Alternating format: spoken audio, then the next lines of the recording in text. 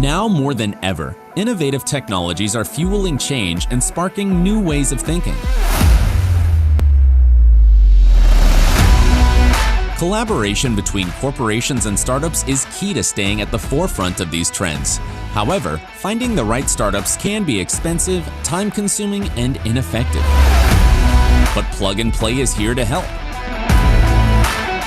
As a corporate partner, you will gain access to a whole ecosystem of innovation. Discover startups that meet your tech interests. Stay updated on the latest trends and network with industry peers. We will help you during every stage of your innovation journey, no matter where you are and where you want to go. Get in touch today.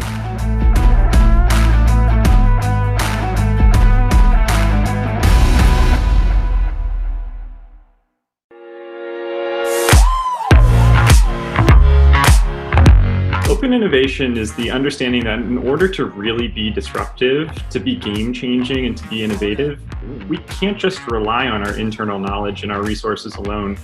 We need to collaborate with people, with teams, and the consumers who are outside of our organization and work together with them to create something new. For us, open innovation is the idea of reaching beyond our company's internal knowledge and resources to help drive our long-term innovation priorities. If we want to truly be innovative and disruptive, we need to keep our finger on the pulse of innovation. This means we need to have various touch points and sources, resources outside of our organization. We need to stay on top of new products, on top of new services, new models, processes, and of course, the consumers. These touch points help shape our internal initiatives and development plans. The world is changing at a rapid pace and the food landscape is constantly evolving with it. So developing strategic partnerships that help us to gain a pulse on these changes that, let's say, are expected to take place over the next 10 plus years helps to ensure that our innovation pipeline is evolving with the times. Startups often have an agility in ways of working and an ability and passion to focus on technology that can't be matched by a corporate entity. We often have the resources and the know-how that can nicely supplement the startups. The real magic is when we put these two groups together to drive mutual success. Well, for one, startups unlock technological solutions that are of strategic importance for driving our innovation pipeline of the future. But depending on the situation, we've leveraged startups to help us achieve our near-in innovation objectives and have also used them to develop a better understanding of what's possible in the long term. Working with Plug and Play is one of the ways that we stay connected to the startups and emerging technology community. Plug and Play is a great network of companies at different stages of development and across a variety of industry categories. Having access to these companies through a centralized platform is extremely useful for us. Plug and Play has been a critical enabler of open innovation at Tyson, and this is achieved primarily through the strong class of startups that participate in each batch. From our experience, the startups that come into Plug and Play's ecosystem are strategically linked to our innovation goals, which really helps to set up our long-term platform. The most important thing we've learned is that you get out what you put in. The more involved we've become, the better the experience has been. As I reflect on our involvement to date and how much success we've seen, I can't help but get excited about what's in store for the future. My advice would be to take advantage of every service that Plug and Play has to offer. Throughout the year, there are several programs, seminars, networking opportunities, et cetera, that are available to learn more about emerging trends and new startups. So there's a lot of great content that can generate new thinking and inspire innovation.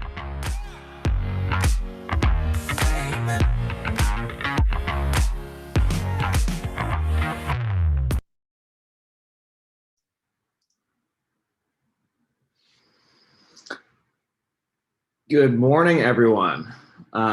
Welcome to our Spring Summit. My name is Brian Tetrud. I'm the Global Director for our food program here at Plug and Play. So this is our ninth batch now for the food program and my fourth year at Plug and Play. So at this point, I feel that we've become an established food program. So for this week's summit, we have a new platform. It's called Attentify. This is our first event using the new system, so we hope you can all learn with us. So I'll spend a good amount of time going over kind of some of the ways to take advantage of the platform. So to access the to access the agenda and pitch order, You can go to our schedule page by clicking the clock icon on the menu bar on the left. And let's see. I think the slides are. I think you're a little ahead. Yeah. So to click on the agenda, you can access the pitch order, and you can, on the schedule page you can click the clock icon on the menu bar on the left. I'll make my opening remarks brief, but about 10 minutes in, I will introduce our keynote speaker, who will spend a little more time going over a presentation with you all for about 30 minutes. And then he will introduce the main event, our startups. So I think the next slide is the agenda. You can kind of see it. Okay. So, yeah, it looks like we got a little tied up here on the slides. But we're going to split up the pitches into 2 sessions. So the first 8 will be pitching each for 3 minutes. Then we'll have a panel discussion with our startups discussing the future of food, a networking break, and then our final pitch session. So after the startup pitch session, we'll have an award ceremony with some brief closing remarks prior to some virtual networking. So now we have the housekeeping items. Hopefully, okay. We have some startup. So basically, they're 3 minute. It's just some housekeeping items. Basically, the pitches are each for 3 minutes. So please be aware that there will be no questions. We'll have a Q&A at the startup booths during the networking session. So please use the community feature to send direct messages and exchange contact information. Now here for the startup booths. So this is the right slide. To access the startup booths, please click on the presentation icon on the left-hand side of the screen. The second icon from the bottom. Here you can find a list of all the startups presenting, and you can see more information on the companies and get in touch. Excellent. And the Meet Now feature. You have the option to either send a direct message or have one-on-one private video call with a startup using the Meet Now feature. Anyone with a green video icon means that they are available to video chat. So all you need to do is click on that icon and wait for them to pick up. If their video icon is gray, it means that they are currently busy or on another call. We also are providing the Meet Now feature for our corporate partners. So to enable this Meet Now feature, simply click on your profile on the upper right-hand corner and turn your icon to the right so it turns green. So the last piece of information I want to go over is our community feature. This is where you can see all the attendees who have registered for our event. If you'd like to reach out to somebody in this event, please feel free to search for their profile and send them a direct message through this feature.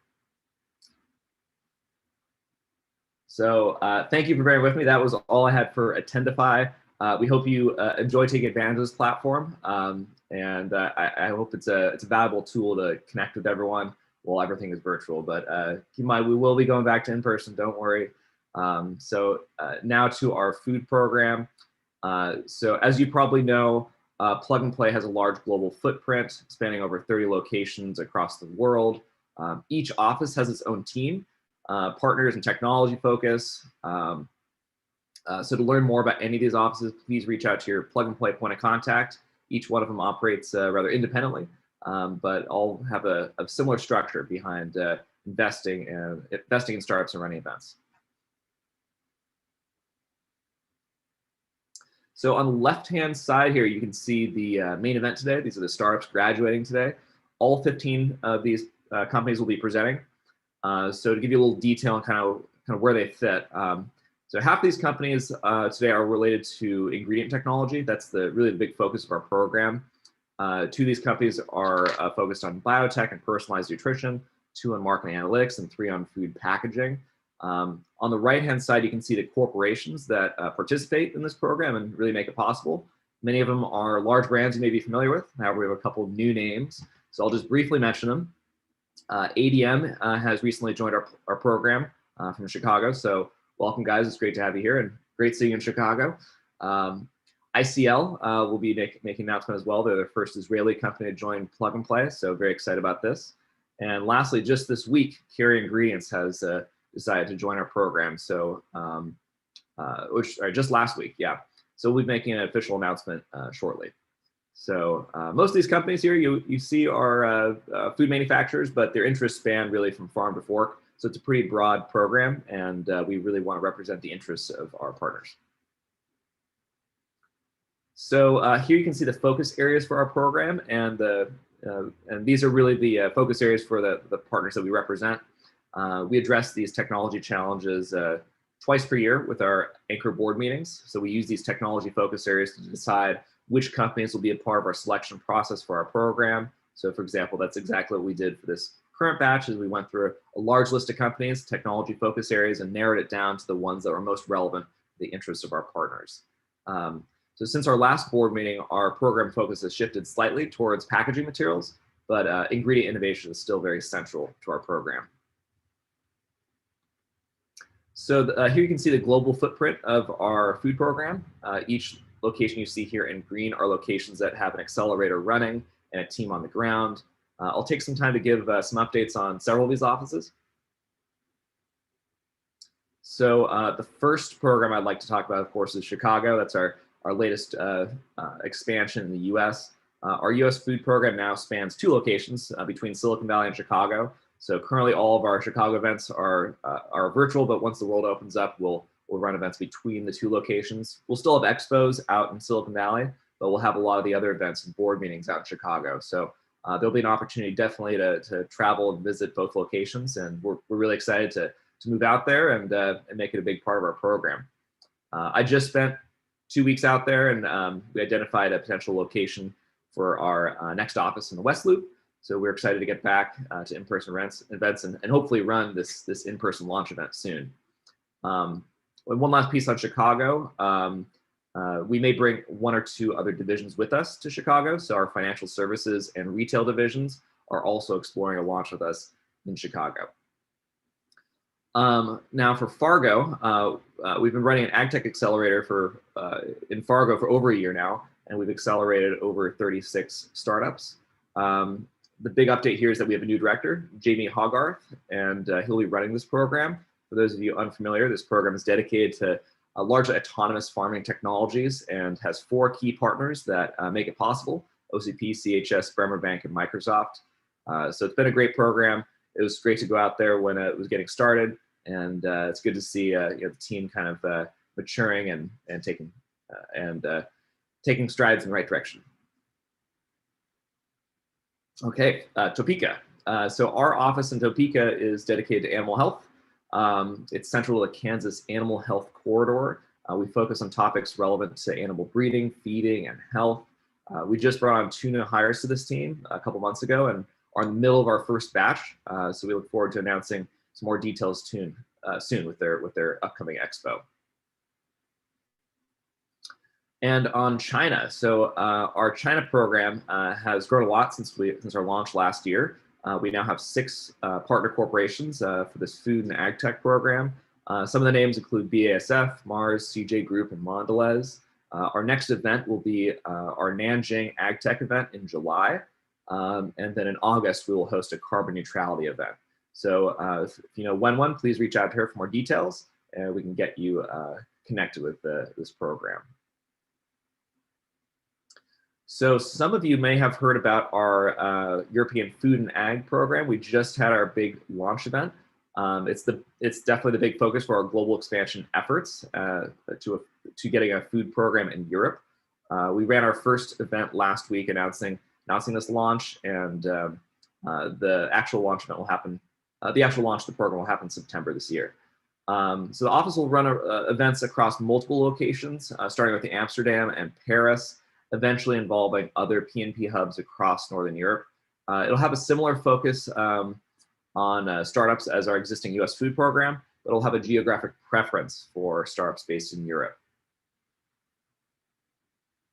So over the next 3 months, we'll confirm the founding members for this program, and that will eventually determine the technology focus area. So we'll be making that announcement in September with the beginning of the program. But if you'd like to learn more, participate in the event, or in the program in general, you can send Julie or me an email, and we'll get you connected and give you some more information. Okay, so I'm excited to announce our keynote speaker today, Dave Donnan. Dave is a very experienced and knowledgeable food industry veteran experience at A.T. Kearney and Northwestern, and is always on the move, speaking at events, providing perspectives on food and consumer products in general. I got to spend some time with Dave 2 weeks ago in Streeterville, a neighborhood out in Chicago, and he really is brimming with knowledge. And over dinner, I did get a lecture on some interesting topics, including hot and cold hog slaughter, which I'll never forget. So please welcome Dave Donnan. Hello, I'm Dave Donnan, and it is a pleasure to be able to speak to you at the Plug and Play Food Spring Summit. I've been in the food industry my whole career, and I've run food plants, I've run companies. I've spent a lot of time consulting to some of the largest food manufacturers, food retailers, restaurant chains in the world. And for the last several years, I've spent my time working with venture capital, startups, entrepreneurs, looking at food tech and ag tech, working with accelerators, incubators, and just getting involved in all the new innovation in food. My presentation today, I'm going to talk a bit about some of the changing behaviors in the food and consumers, but also the impact that COVID has had and how some of these behaviors have changed. Some have accelerated and some have nearly stopped altogether. So just give me a moment while I share my slides with you. And let me just set up the screen share here. There we go.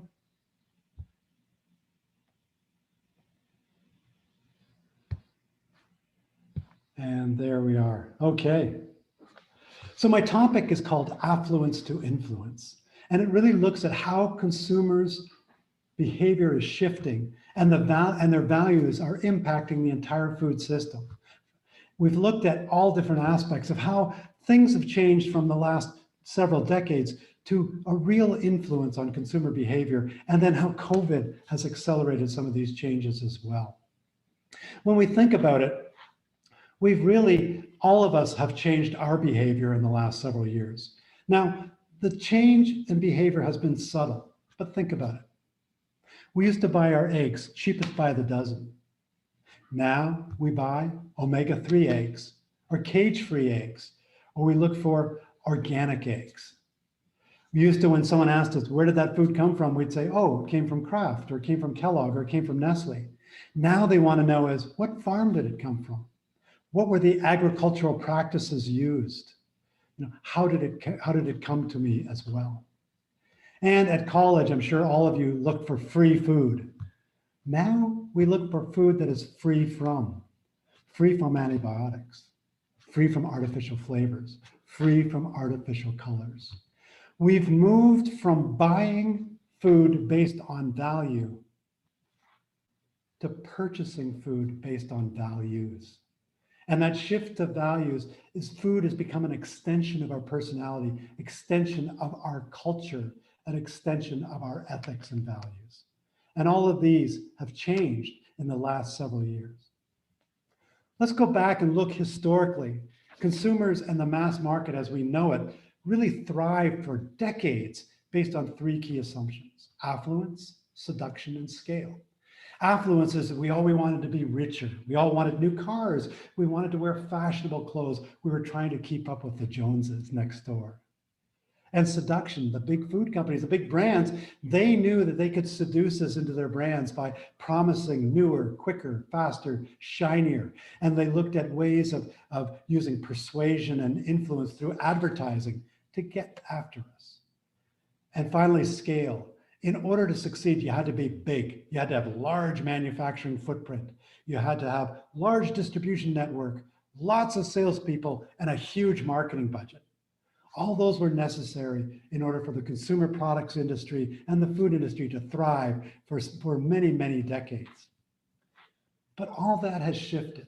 And the mass market today is fundamentally different in three different principles: trust, influence, and personalization. Trust in this age of information and transparency was where a single person with a phone can witness and publish any incident or experience.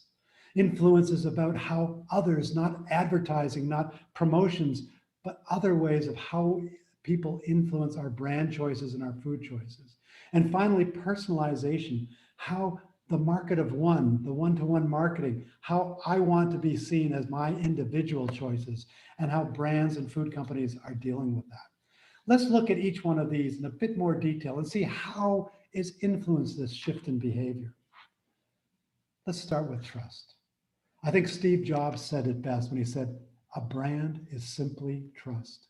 When you think about it, we buy a product for its brand name because that brand name represents something around quality, around taste, around price, around the whole ability to continually make a product in the same way. And this is really what trust is about, how we can have that level of intimacy between products and consumers. But trust has eroded. If we look at a recent survey, consumers now believe their purchasing decisions have a greater impact than their vote. Consumers have shifted their trust relationship to less about being told what to trust to what they believe they can trust. In the case of this chart here, we see that if we ask consumers, and particularly millennials, which has a greater impact on the society, their purchase decisions or their voting decisions? You find that 40% of millennials believe that their purchase decisions have a bigger impact than their vote. But think about it. We've seen it over the last several years as we see more corporate social responsibility come to the forefront and the so-called cancel culture come into play. As consumers realize they can influence society, they can influence decision by using their wallet and their purchase decisions to change behavior. And we've also seen this impact with around consumers' choice around the size of companies.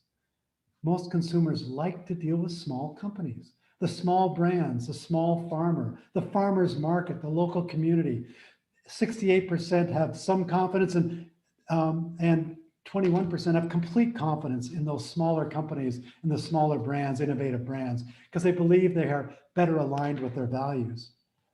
Compare that to large corporations, where 38% have very little confidence and 15% have no confidence. And we've found that this trust relationship has shifted in large. Now, the pandemic put large companies back into the forefront as consumers went back to their habitual patterns of buying comfort food, buying brands that they knew, buying products that they recognized. But as we see coming out of the COVID pandemic, this whole idea around getting back to small brands, consumers, and innovation, farmers markets, other things, consumers have an affinity to really look at localization as an important part of their brand decisions. The third area, that third principle, is influence. And here we have Jeff Bezos, who talks about if you make customers unhappy in the physical world, they may reach out to 6 of their friends. But if you make a customer unhappy on the internet, they can reach 6,000. That whole area of viral videos and marketing, the ability to do guerrilla marketing by going after social media and influence, these are all having a profound effect. And in fact, influence has overtaken persuasion as the way we see new ideas and new thoughts and what we should buy. We look at consumers today, 70% of millennials are influenced by their peers, according to a recent survey. And 60% of consumers are influenced by social media when shopping. They look at Facebook, they look at Instagram, they look at Twitter, and get their recommendations from those sources, not from television ads, not from print media. And 50% of consumers take pictures of their food. I'm sure all of us have done it. In fact, chefs at restaurants have gone from plating their food for taste and texture to plating their food for Instagrammability, so that we can take our pictures and post them online. And that has influenced how chefs and restaurants now are promoting some of their classic and signature dishes. So who influences our diets? We would think that nutritionists and dietitians, with all their knowledge about all of the different aspects about metabolic rates and vitamins and minerals and what we should eat right, would be the influencers. But people listen to nutritionists and dietitians, but don't necessarily follow them all the time. Where do we get our influence? Our family, our mothers, our friends. We tend to look to our friends and family for most of our decisions, particularly around new brands and new experiences. Sometimes we'll go to our doctor in our annual physical and they'll recommend, oh, you should be eating less carbohydrates or more fats or less sugar. But remember, doctors only have about a week's worth of nutrition training over their 4 years of medical training. And so although they have a knowledge, it's not as depth of knowledge as we may think. Many of us just go to our fitness trainer or our yoga instructor. They give us recommendations on how to lose weight, how to get trimmer, how to be, fitter and have more vigor. And these are all aspects that we see from there as well. But probably where we get most of our information about diets and where we should go is on the internet. We look to the internet for information on recipes, on diets, on how we should combine foods, on what new foods are there. So between our family and friends and the internet, we get the majority of our information today from those sources.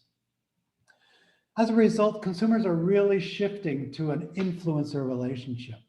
Influencer marketing has existed for some time with celebrity endorsements, but the real-time social media influencers are a new phenomena.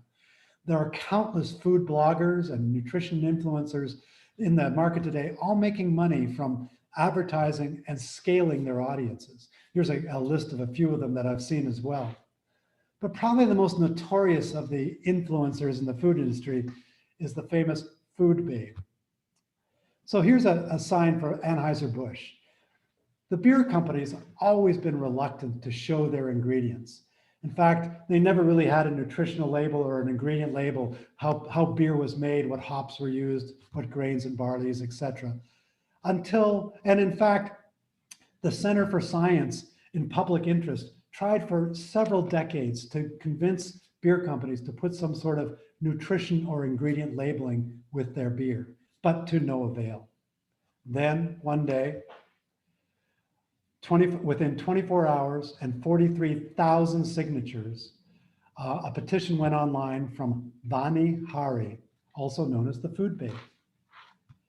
And within 24 hours, was able to convince Anheuser-Busch to publicly reveal the list of ingredients in its beer.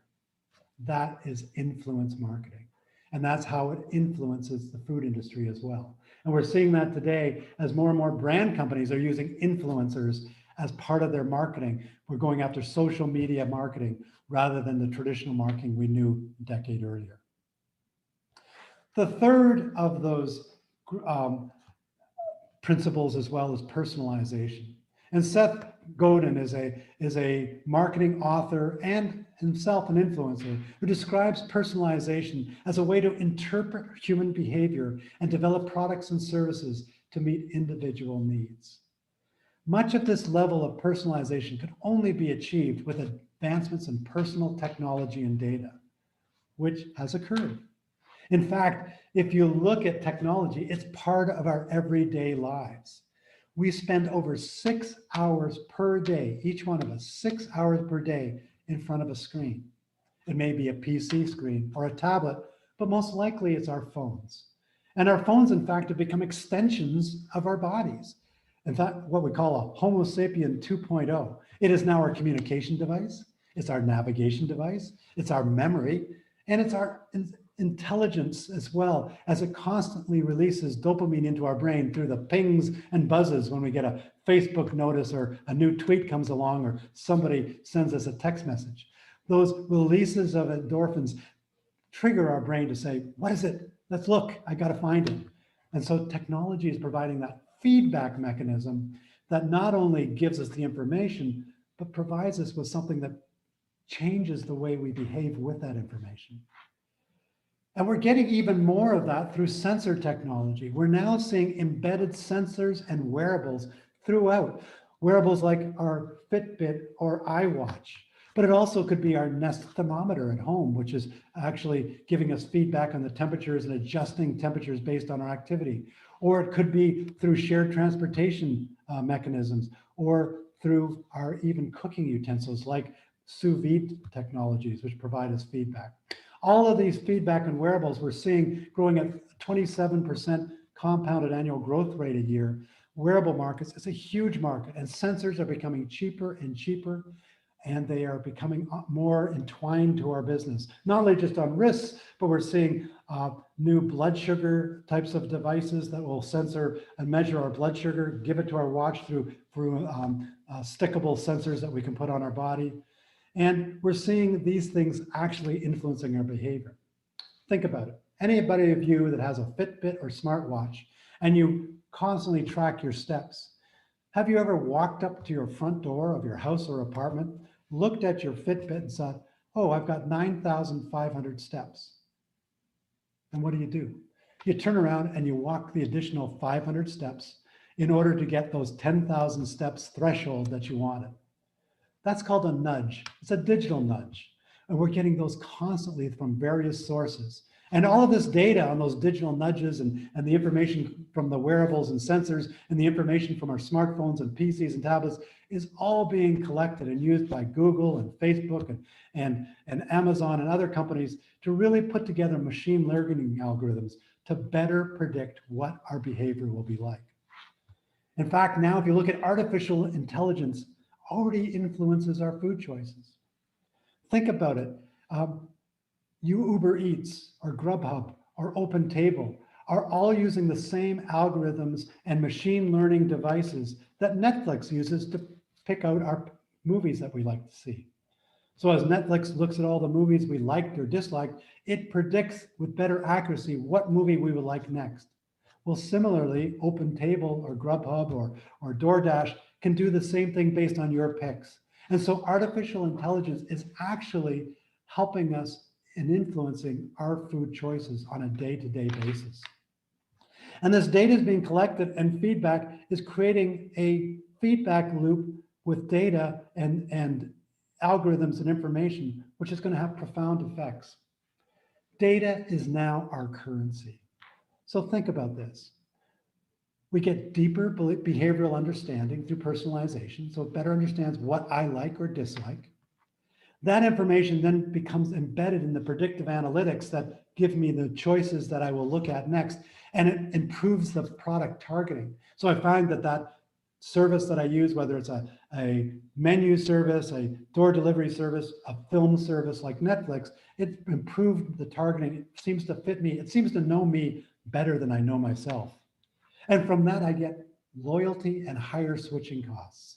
It becomes more difficult to get off that platform because it knows me so well and it's getting all this information. And because it gets this information, it feeds back again into deeper personal understanding and behavioral understanding and personalization. So we're just getting deeper and deeper into this machine learning AI algorithm that understands us through sensor data, phone data, and all of this is changing the way we eat and how we choose our food.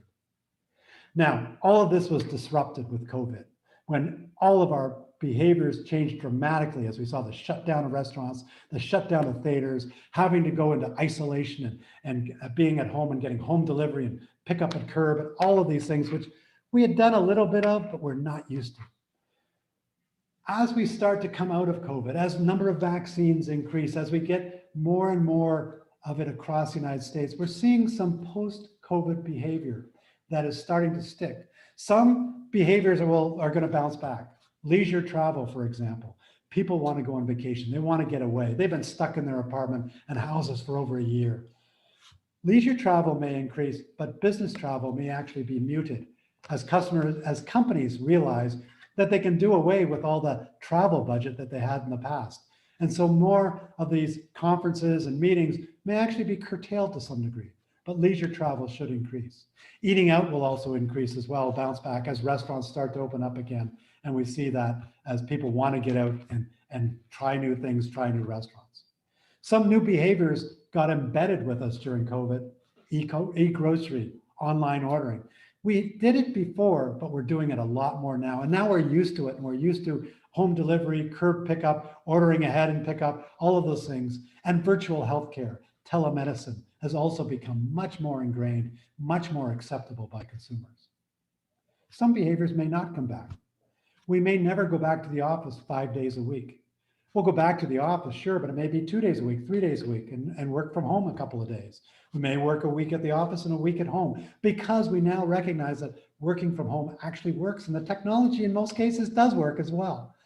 But we still want to get back to the office where we can. And so we're seeing office layouts and office buildings change as a result of that.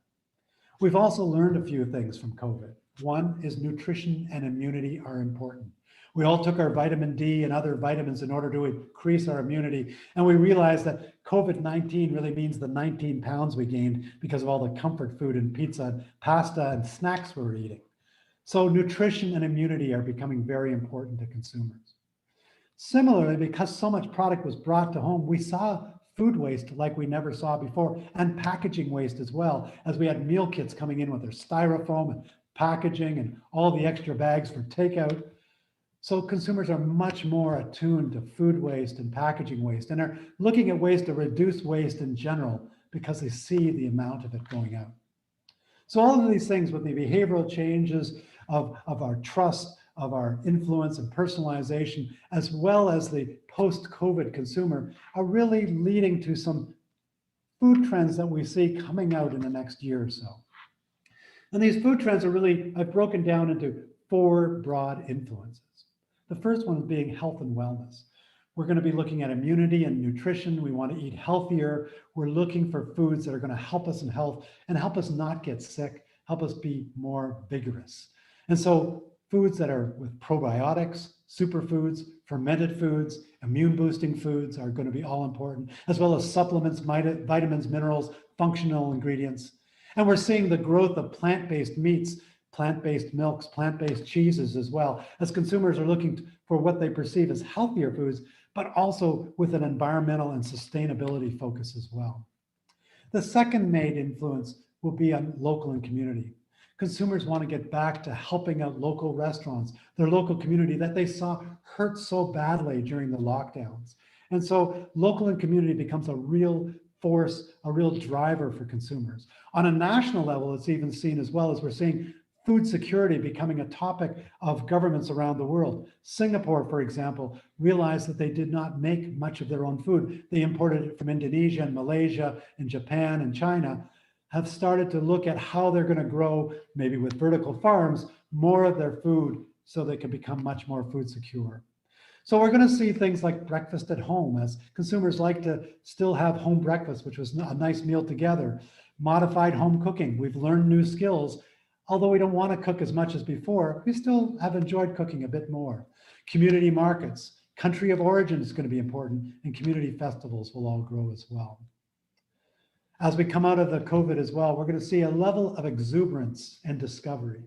Like in the 1920s, we had the roaring 20s after the 1918 pandemic, we may see a renewed roaring 20s after the 2019 pandemic and the 2020 pandemic. What we may see is an exuberance of experience and discovery, trying new things, getting out and seeing things. Vacations are going to be, people are going to be looking for new places to go to see new things after being locked down for so long. So think of it in terms of food as new menu concepts, innovative ingredients, new taste experiences, new food experiences, and taste profiles. Restaurants are going to respond to this, as well as having a lot more innovative food menu items to try to bring consumers back to their restaurants. And finally, as I mentioned with the food and packaging waste, there'll be much more focus on sustainability, as we're going to be looking for clean label, ingredients. Animal welfare is important as well. ESG investments, environmental, social, and governance investments. We're seeing large companies having ESG sustainability targets, as well as with venture capital and private equity as well. Upcycled foods will become important, and innovative packaging will be important as well. So all of these things are going to be trends we're going to see as we come out of COVID. The unfortunate part is we're not going to come out of COVID evenly. Around the world, we're seeing great disparities around vaccine applications and the implications of COVID. The United States, Israel, and the UK are all coming out of COVID rather quickly. But as we see in India, and then also Asia, Indonesia, Malaysia, Vietnam, very low vaccine levels right now as they try to get the vaccines. So around the world, there's going to be an unevenness to the recovery. We may see it much faster in North America, but it's going to still constrain as the world still comes to grips throughout 2021 to this pandemic. So this all brings us to the new food consumer. What do they look like?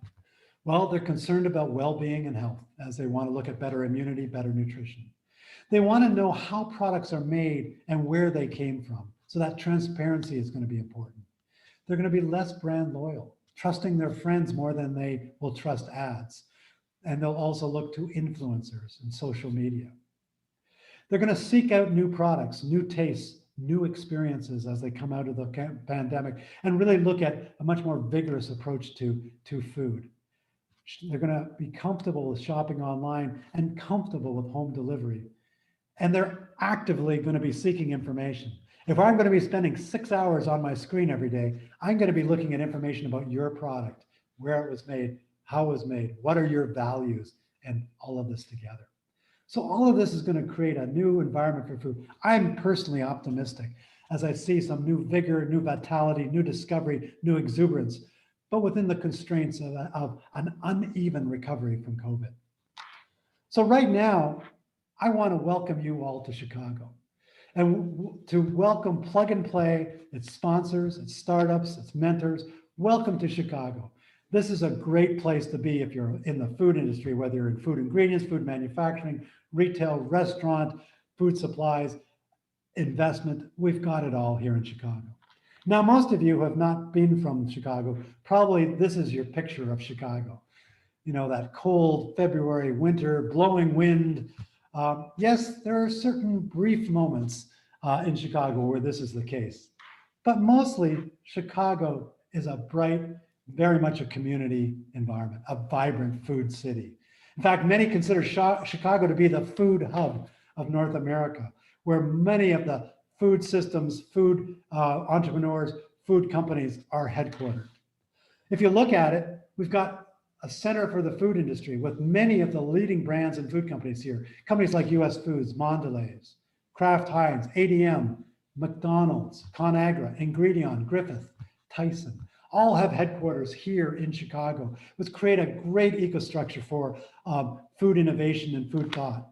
And in fact, the food innovators also come to Chicago because we have great startup companies, incubators, accelerators, 1871, a technology accelerator. We've got Naturally Chicago, which is all around the natural and healthy food movement here in the Midwest. And then we've seen recent startups that have grown big in Chicago. Grubhub, RX Bars, Vital Protein, Home Chef, Farmer's Fridge, all offering innovative and new products to the marketplace. And in addition, we have accelerators and incubators here. The Hatchery is one, the home to, it's a 65,000 square foot kitchen facility specifically designed for startups and new ventures. It has commercial kitchens as well as individual production spaces for companies as they start up. In addition, we have the Good Food Accelerator, which focuses on healthy food concepts and sponsors a pitch slam every year to find the best food companies and startups around healthy foods, nutritious foods, natural foods as well. So all in all, I want to welcome Plug and Play to Chicago as I end my presentation, and a very warm welcome to all of you as well. Come visit Chicago, come visit our food city. I think it'll be a great opportunity to meet each one of you and see you as well. So thank you very much. And I look forward to having a chance to meet with you and hopefully in person at some point in time in the future. So thank you, and let you go on with your summit. Thank you very much.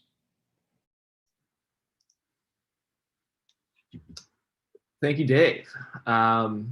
Great presentation, and I had a great time in Chicago 2 weeks ago. There are a lot of resources there, so we look forward to participating more with them. So to host our startup pitch session, I would like to introduce Michelle. She's the co-director of our food program and senior ventures associate for our food and ag tech programs here at Plug and Play. Welcome, Michelle. Thank you so much, Brian. So like everyone said, I'll be your MC for today's event. So hi, everyone, and welcome again to our expo for Food Batch 9. So like Brian mentioned at the beginning, we have a pretty packed schedule. There will be 15 startup pitches today, split across 2 different sections, and they'll be bookending an insightful panel about the future of food. So please remember to optimize the networking features on a 10 to 5 if you really hear a pitch that piques your interest. So without further ado, let's kick off the pitches with our first startup, BranchOut. BranchOut is the first and only company that can make shelf-stable food products from avocados. So please welcome Eric. Hi, my name is Eric Healy. I'm the founder and CEO of BranchOut Foods.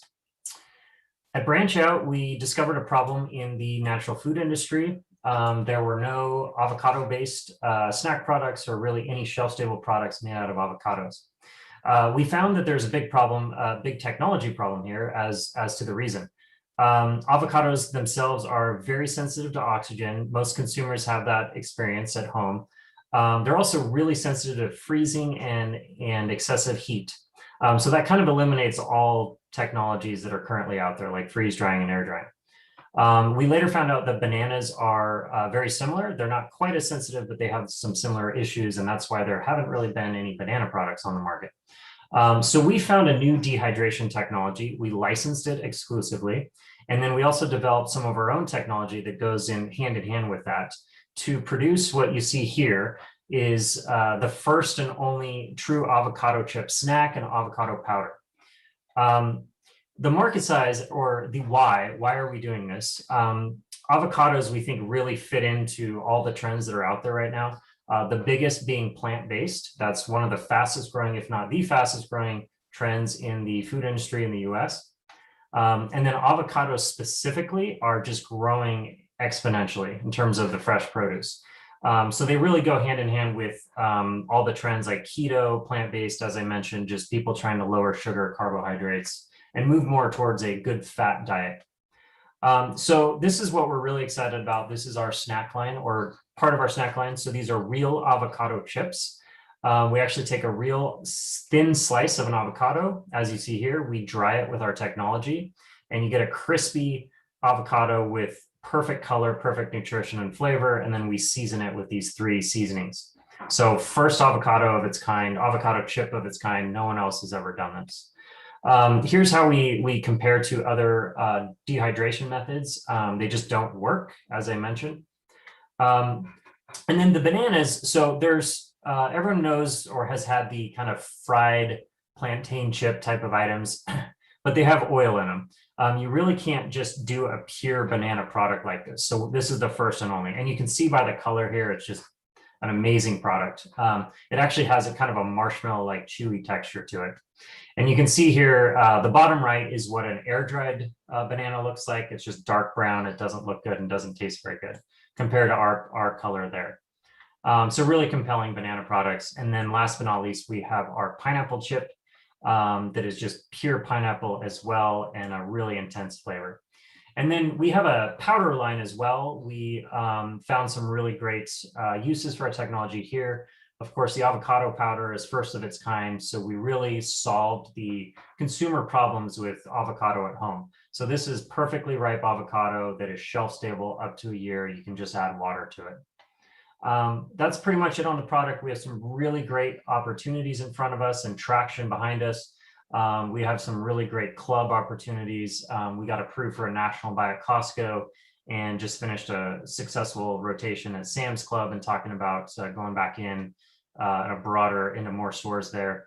And then of course, we're in all the natural distributors across the country at this point, and a bunch of regional independent chains as well. And we've only been on the market for about 12 months. So pretty amazing traction here. That's pretty much it. We got a great team behind us. Please reach out if you have any questions. We'd love to talk to you. Thank you, everyone, and appreciate it. Thank you so much, Eric. I always have a problem with the browning bananas and avocados going bad. So super excited to see your products on the shelf.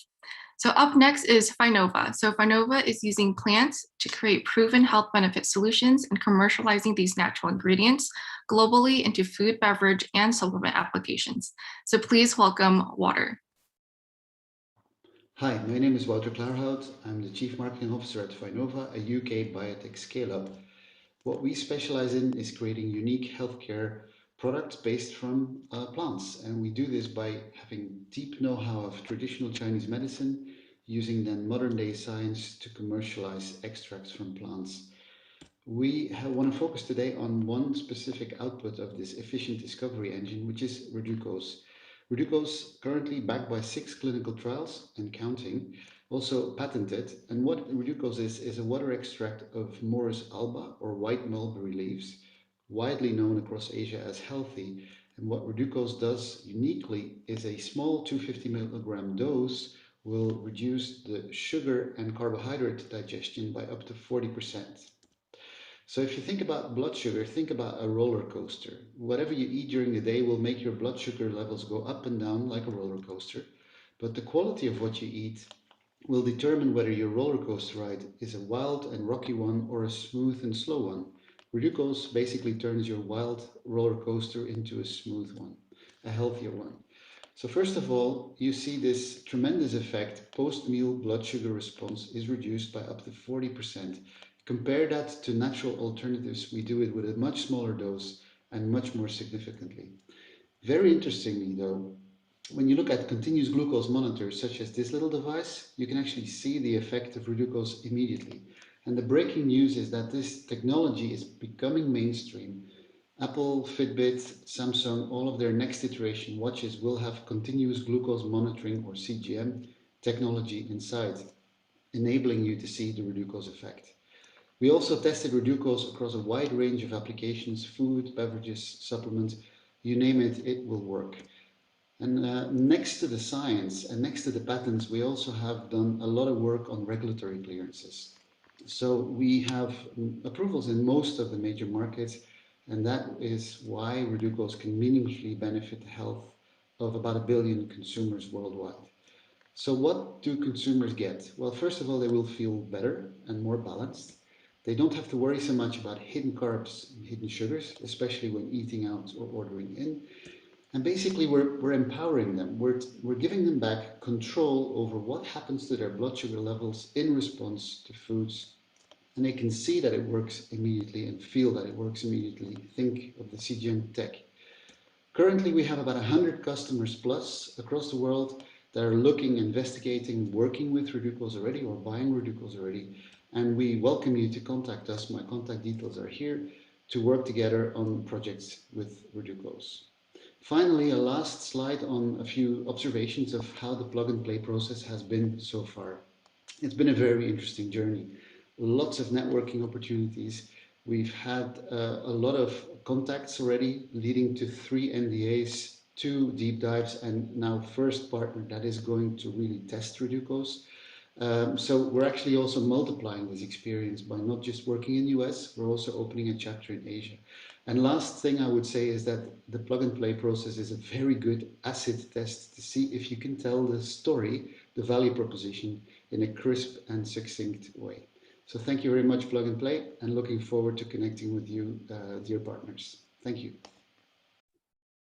Thank you so much, Water, and it's been a pleasure working with you as well.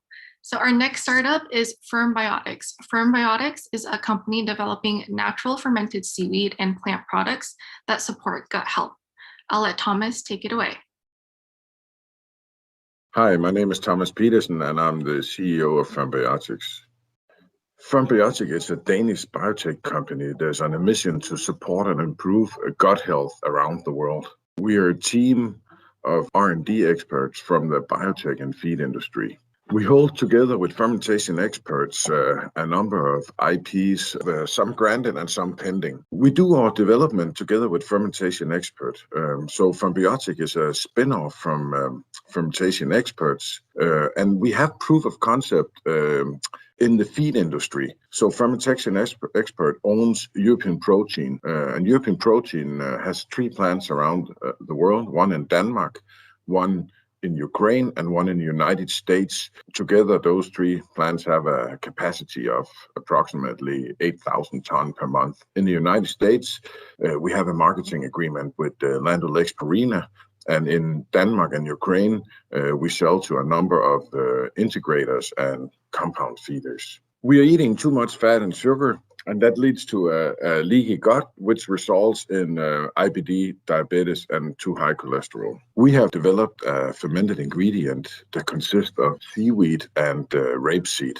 It helps restoring the gut barrier and preventing the leaky gut. It also improves the immune defense, and it reduces low-grade inflammation. The market for diabetic 2 and pre-diabetic is rather large, and for only $30 a year, we can help your customers reduce the blood sugar levels to a normal level. And the same for people with a high cholesterol level. We can also, for $30 a year, help reduce their cholesterol levels to a normal level. In regards to the pets, which have the same diseases as humans, basically, we can achieve the same for only $15 a year. We are looking for a partner for application and distribution, and we're also looking for a partner or investment for a supplement for business to consumer based on individual microbiome data. We are also looking for a partner for our pet product for marketing and distribution. The progress we have achieved so far in Plug and Play is that we have 2 deep dives, 1 NDA, 1 marketing investment, 1 pilot trial in pets, and 1 large-scale trial based on methane reduction in dairy and cattle. We are right now conducting 2 clinical trials on humans. All the patients are through, so we have started doing all the analysis on the different trials. 1 is on IBD and 1 is on diabetic and high cholesterol. And then we have a novel food application, which is hopefully through by the end of this year too. And then we have the pet product for dogs, cats, and horses. Thanks for your time. Please feel free to contact us. Thank you so much, Thomas. And please, everybody in the audience, if any of these startups are interesting, please optimize the Attendify platform to connect with them. So our next company is a digital product sampling platform that helps CPG companies give a taste of their products to targeted consumers at home. So please welcome Alad and Sina from Peakage. Hi, I'm Sina and I'm here to talk about Peakage. We've all seen the sampling cars at Costco, where people line up to try a new snack. People usually think that these are fruitless marketing activities. But in fact, 50% of the people that try a new product will actually buy the product and they will recommend it to 4 other people. This makes product sampling the main sales driver for CPG companies. For example, in beauty, 1/3 of the product purchases are actually driven by sampling. Last year alone, CPG companies spent close to $70 billion on product sampling, yet this powerful sales channel has not been disrupted by technology or data. For years, brands have struggled with product sampling, unable to target the right audience, track sales, or leverage data. And with the exploding demand from D2C brands on e-commerce platforms such as Shopify, disruptive solutions are needed more than ever. We are here to reinvent product discovery by making it data-driven and highly personalized. This is how consumers sign up on the Peakage app to discover new products and share their opinion and voice with brands. We make this fun and easy by designing highly contextual surveys that users can respond to in just a few seconds. Through these rapid surveys, users are rewarded with Peakage coins, which they can exchange for free personalized offers. With these collected user responses, we build a comprehensive user profile that brands can leverage to create hyper-targeted campaigns using over 200 consumer attributes, such as age, income, diet, lifestyle, and many more. We also built an omni-channel web version of our product that expands the brand's reach to their target audience on any medium. Tracking was another missing piece in sampling, so we solved it. With Peakage, brands can track consumers and measure their sales conversion or social media engagement. In a short few months since our launch, we have onboarded more than 60,000 users, signed 12 brands, landed a pilot with P&G, and have discussions with several other enterprises. We are generating a monthly revenue of $16,000, and based on our pipeline, we expect to generate $1.5 million in revenue in the next 12 months. We make money by charging our brands a fixed monthly subscription fee that gives them access to a certain number of targeted samplers and data and analytics. This is only made possible by our amazing team at Peakage. My co-founder Milad and I have previously built 2 startups with more than 20 million users and $120 million in sales. We've also built a strong leadership team who have worked for companies such as Apple, Alibaba, and Facebook. Plug and Play program was a great opportunity for us. It helped us understand and navigate the enterprise CPG board, which led to signing a pilot and starting 4 other promising conversations. We also landed 2 channel partnerships through the warm intros from the network.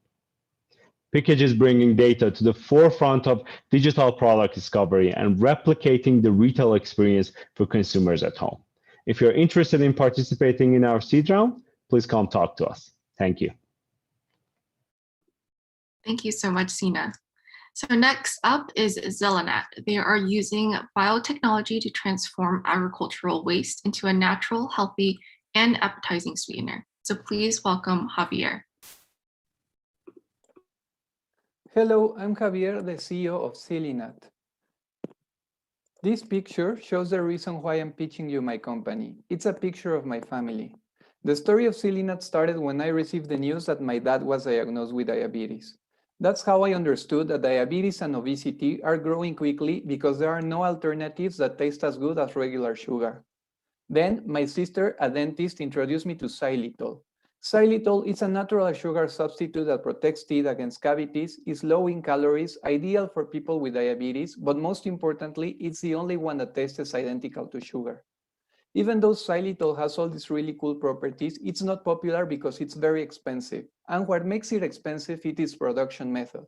Xylitol is currently made from birch wood and through a series of costly and contaminant chemical reactions.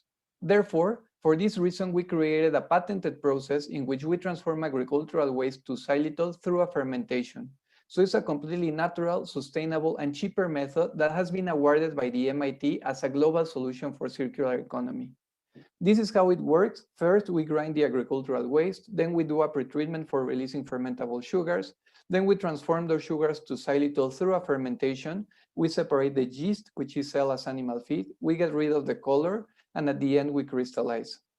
As we employ agricultural waste as a raw material, we avoid pollution. Farmers usually burn the residues, and this practice generates massive amounts of contamination. Furthermore, as we pay poor farmers for the residues, we contribute to enhance their economy. We are targeting the global xylitol market that has a value of $1 billion, but we are certain that we can have a share of the global sweetener market with a value of $105 billion. Compared to other xylitol producers, we are the only company that has a natural method with social impact and the lowest production cost. And compared to other popular sweeteners in the market, xylitol also has health benefits, but it's the only one that tastes identical to sugar. We're working in scaling up our technology from laboratory to pilot plant. Till date, we have been able to sell and produce 4 tons of product to over 3,000 clients. We're a team of 3 co-founders. I have experience in creating new ingredients while working for Unilever, BASF, and Harvard. Isabella has experience in bringing new ingredients to the market. And Lorena is a professor with over 25 years of experience in implementing biorefinery processes. Corporate partnerships through the Plug and Play program are crucial for our growth strategy. We're looking for partners to scale up our production capacity, and partners are use xylitol and would like us to be our providers so we can grow together. Till date, through the Plug and Play program, we have been able to build 3 ongoing conversations with corporate partners. One of them have received samples of our product, and we have been able to polish our growth strategy through the mentorships given in the program. We're certain that with your help, we can continue to sweeten the health of millions. Thanks for your attention. Thank you so much, Javier. We will now hear from Genie Health. They have created a platform that aggregates user data to make personalized nutrition products that change with the user's continuous health data. Their first product is a subscription-based customized multivitamin. Let's have Gurjot take it away. Hi, I'm Gurjot Narwal, founder and CEO of Genie Health. Genie Health is creating health outcomes with personalized food, supplement, and data-driven insights. What we do is we use data like DNA data, blood tests, personal health history, and behavioral data to create Genie Health plans for different conditions like diabetes, hypertension, digestion, or nutritional deficiencies with our nutritionists, physicians, and our mobile app. And in our program, we provide people personalized supplements along with this health coaching and provide them functional foods that can help them create positive health outcomes that may be curing or sort of reversing their current deficiencies or diseases and help them live a healthier life, which may increase their health span. We also provide a lot of data insights. And we believe this is the best time for a company like us because a quantified self-movement has exploded in the last few years. Number of people doing DNA testing, blood testing, and using wearable devices has gone through the roof, and it is on an upward trajectory. And we use technology in a very significant manner to get people's data and provide them care that they haven't been able to get earlier, which is super personalized for them. And all this data feeds our algorithm, and we make better care decisions with all this data coming to us continuously. And we provide better outcomes with our vitamins as well as our technology and techniques, whether that is people sleeping better or having more energy. We are recording those outcomes. I want to talk a little bit about plug and play as well. Before plug and play, we had just this multivitamin, which is super customized for people based on their data and health goals. Now, during our plug and play time, we have created a new blood glucose formula that helps people to have better control over their diabetes or blood sugar levels.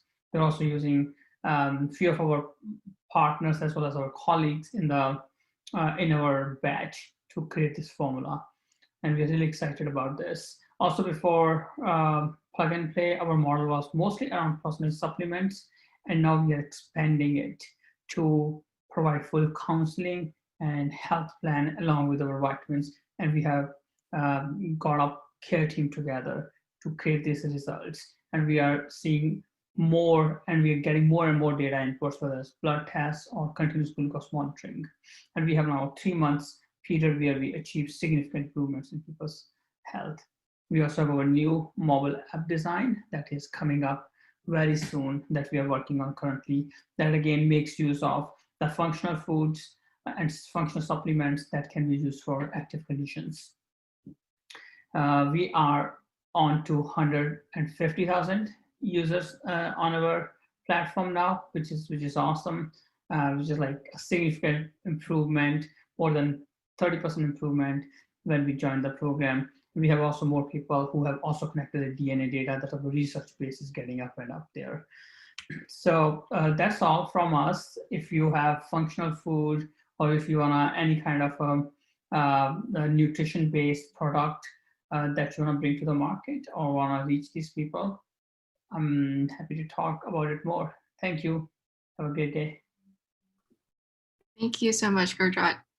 So our next startup is developing a fungal-based biotech platform to produce next-gen natural ingredients. Please welcome Ricky from Microma. Hi everyone, my name is Ricky and I'm the CEO and co-founder of Microma, a biotech startup developing a platform to produce next-generation ingredients. Take a look at this bacteria under the microscope. Or is it larva of an insect? Actually, these are Cheetos. From snacks, beverages, and candies to healthy food like yogurt and pickles, virtually everything is artificially colored because processed food without dyes look disgusting, not healthy, nor nutritious. They have been related to many health concerns ranging from allergies to hyperactivity, ADHD, and even cancer. Red 40 is just an example of the many petroleum-based dyes we are all eating. Yes, we can produce safer natural ingredients coming from insects and plants, besides being much more expensive, having a poor performance, and a long and difficult to control supply chain. They can lead to a fake perception of sustainability because it's extremely high use of resources like water and land. Thinking about these challenges, we created Microma, the first ingredient company based on fungal biofactories to produce the next generation of ingredients in a sustainable, scalable, and cost-effective way. Our platform is based on 3 key elements: nature's most powerful biotransformation machine, fungi, the latest editing technology, and precision fermentation, which is the future of agriculture and ingredient production. So we create industrial fungal biofactories, scale them up using bioreactors to produce high-value ingredients at the lowest costs. This platform allows us not only to enter the colorant market, but replace all petroleum-based ingredients like flavors and fragrances. Innovation is not only on the production process, but also on the product. To replace petroleum-based colorants, we are not aiming just to produce the same colorants in a different way, but better ones. Our colorants are much more pH and thermal stable than natural dyes from insects and plants currently used, and starting with the warm colors that represent 70% of the food dyes industry, next on our pipeline are also blue and green. These properties allow us to use our colorants in many applications, as you can see in these pictures, bakery, soda, candies, gummies, vegan bacon, and much more. In the video, you can see how just a little bit of our colorant can color a vanilla yogurt to provide a strawberry look. These properties provided us a lot of traction. We are prototyping our colorant and already receiving great feedback from the top and fastest growing companies all over the world. We received 6 LOIs from huge companies like Danone and multiple employees from the biggest players in the food, beverages, confectionery, and cosmetic industry. This is our great and diverse team. My co-founder and I are the perfect combination between science and business. He is a PhD in biological sciences with more than 15 years of experience in scaling up microbial fermentations, and I'm experienced in entrepreneurship, operation, and logistics. We also have a complementary team of a great food scientist, a biotechnologist, 2 molecular biologists, and a business operation analyst. We continue looking for companies to prototype with on different applications, do pilots with, and partners for future commercialization. Join us in revolutionizing the way we produce ingredients. Thank you very much. Thank you so much, Ricky. So we have one more startup before our panel, and we are going to be hearing from Probitat. They are creating fermented plant-based food products for better gut health. Please welcome Carm. Hello, my name is Karma Plumet-Ferrer, and I'm the founder and CEO of Probitat. We are a food technology startup specialized in plant-based fermented foods. Every day we have to choose whether we want to eat healthy and have a healthier lifestyle, or eat unhealthy and put ourselves in risk of developing many diseases. So it seems like a very obvious choice, right? But numbers say otherwise. Because about 40 years ago, less than 10% of the population were obese, whereas right now it's up to 70% in some of the countries. And this, unfortunately, is also happening in developing countries. So why we keep choosing to eat unhealthy foods? Well, because they are delicious. So as long as we don't make healthy foods taste at least as good as unhealthy ones, consumers are going to keep choosing those unhealthy ones. And here we are to help change that. So with our fermentation technology, we can improve the taste of plant-based foods. How we do that is that we have been for the last 20 years isolating and studying microbes, and we know how to use them in product development. So we have these fermented ingredients that we use to develop foods in different categories. For example, in drinks and smoothies, in dairy alternatives, or even in gluten-free bread and other baked products. So here are some of the examples that we have developed. Probitat has a B2B business model. We want to do what we do best, which is the product development using our technology. And we want to partner with companies to scale up the production and commercializing those products. We have a patent protected process, and we license that to our customers. So here are some of our partners, which are the biggest in Finland in their categories. We have a very much scientifically focused team, and recently business development and marketing people have joined us. During the process of the program, we have increased definitely our network. We have engaged with many corporates, and we have also improved our business strategy because of the excellent mentors we have been meeting. So we thank you very much for this opportunity. Thank you so much, Carm. So now we'll move into our Future of Food panel. So these participants may seem a little familiar because they are actually started from our program and you've just seen their pitches. So from ingredient innovation, personalized nutrition, and market analytics, we'll take a deeper dive into each of these sectors and how they see the food industry shifting in the coming years. I'll now pass it to Jamie, who is our wonderful food ventures analyst on our team. Thanks so much for joining us at our Spring Summit. As you've seen some amazing pitches today already, we have now welcomed some of our amazing founders to join us for a panel discussion on the future of food. I'm really excited to dive deeper into their technologies and understand more in depth their vision for the future of food. So we're going to jump right in with some questions. Transforming the food system is a vast, multidisciplinary effort, and it requires people from all different disciplinaries and backgrounds, ranging from synthetic biology and chemical engineering to economics and data science. I would love if we could dive a bit deeper and hear more about your journey and how each of you ended up working in the food industry. Ricky, why don't you kick us off? Yeah, sure, Jamie. Thank you very much for having me. My background is on business. I'm from Argentina. I have a business administration degree. I was working as a management consultant and also a professor of operational logistics. But I always loved innovation. I had a few startups. And 2 years ago, I met with my co-founder, Mauricio. He's a PhD in biological sciences. And he told me about his idea of creating natural dyes using fungi. I didn't know much about biotech at that time. I didn't know anything, to be honest. But I did know about the problems with the food industry and the challenges because I come from a family of farmers. So 2 years ago, when I saw this opportunity, I saw the impact that we could create and the problems that we could solve globally. I decided to quit my job at the consultancy, quit my job at the university and switch to entrepreneurship full time. And that was the start of Microma. Great. Very exciting hearing you're not necessarily from a traditional biology background yet. You're in a biology company. Wouter, can we hear a little bit more about your background? Yeah, thanks, Jamie. And first of all, thanks for having me on the panel. So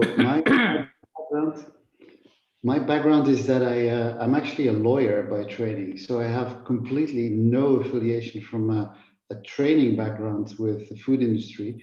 But I worked for a large company called DSM. It's a Dutch company, and they're active in all kinds of aspects in polymers, but also in food. Through many career curves, I ended up with their vitamin unit. And I had no idea what I was doing there because I had no background. So I decided to start reading about vitamins. I had the fat-soluble vitamin portfolio under me. That was vitamins A, D, E, K. And I just started collecting science papers, and I was amazed. After a few weeks, I had a huge pile of papers on vitamin D. And this is really how my passion for food came to life, because I noticed that there was a tremendous amount of science being done on vitamin D. The story to be told on vitamin D was enormous, but nobody was listening. So I took it on me to change the perception of the world, basically, of how you look at vitamin D. I was very fortunate that in DSM, I had a lot of resources to do that. Now I work for a very small company, and I would consider the product that we're promoting now worldwide my new vitamin D, my new passion. And I really want to educate the world about the benefits. Just like vitamin D, I think it's a life-changing product. But I'll tell you more about it later. It's a big undertaking for a lawyer. Gurjot, do you have more of the typical biology background, or what were you doing before Genie Health? And no, I think I'm like the other two. I'm also an outsider. My background is engineering. So yeah, I worked with consulting firms, Accenture, PwC, then was with Home Depot for a while. Then I think my journey to this space has been very personal. So I lost a friend at a very young age to cancer. So that sort of pushed me to learn more, like why do we have this like reactionary approach to health? And that led me to nutrition and to more personalized nutrition, how we all are so unique from like biochemical perspective, and we have the same approach for everybody. How can we have a different approach? And then I took that like a data route, and how there's like so much data available, and how can we use that data to personalize people's nutrition? So then we sort of built the whole company, and my journey started from the DNA and now to the full health perspective, and how can we use different foods and the different vitamins to personalize for people to help them in the personalized journey. Yeah, I know your story is really inspirational, and as we heard in the pitch, it really connects the dots for why personalized nutrition is going to be so important in the future of food. Milad, our final panelist, what brought you to the space? What's your background? Right. I guess we are all outsiders. So I'm coming from engineering and management background. But I used to, the past 10 years, I used to work with a lot of companies on the marketing side of, business. And something, a personal story that lead to PKH basically was that when back in 2018, when I moved to my new flat, I started to receive baby diapers. And I wasn't even married at that time. So I was sort of curious why they are sending me these baby diapers. What is happening with all these, products that go to landfill.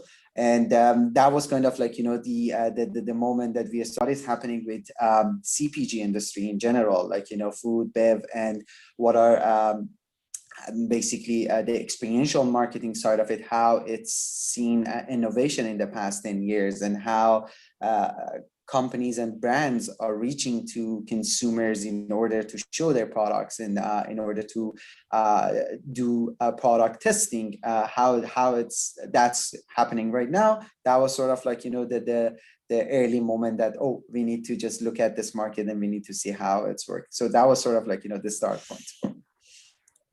Very interesting. I think food is so personal to all of us. I mean, everybody eats. It really touches every aspect of our lives. So it's interesting to hear each of your individual personal experiences that kind of led you into this industry. So as founders with different backgrounds and in slightly different technology categories across the food value chain, each one of you brings a unique approach to this conversation. I'm curious to understand from your perspective why entrepreneurship, specifically within the food industry, is so relevant at this moment. What are some of the trends that are shaping and influencing the future of food as kind of a bonus question? We can go in the same order. So Ricky, why don't you kick us off? I believe that the world is moving at a really, really fast pace. Consumers every day are demanding better quality products, healthier, cheaper products. We have iPhones every year, new iPhones every year. And I think that the food industry hasn't moved as fast as consumers' demand is changing. So we need more innovation, we need more entrepreneurs, we need creative people to be able to be at the same pace. We need entrepreneurs mindset, not only on startups like ours, but also on the scientific community. We need entrepreneur mindset with corporates inside the corporations to develop new technology, but also there is a lot of potential to leverage existing ones like artificial intelligence, machine learning, synbio, and fermentation. That's I think it's the potential that we have to have more entrepreneurs in the space to make faster developments and create a lot of innovation. That's great. Wouter? Yeah, sure. I think very personal. When I observe the food space, the thing I notice is that it used to be dominated by big brands, by big companies with very, very big household brand names. And now they're constantly being disrupted by smaller entrepreneurial companies that seem to connect better to a set of consumers, sometimes a large set of consumers. And then they typically get acquired by the big companies. So it almost, to me, looks like there seems to be a deficit in big companies to connect quickly to those changing consumer trends.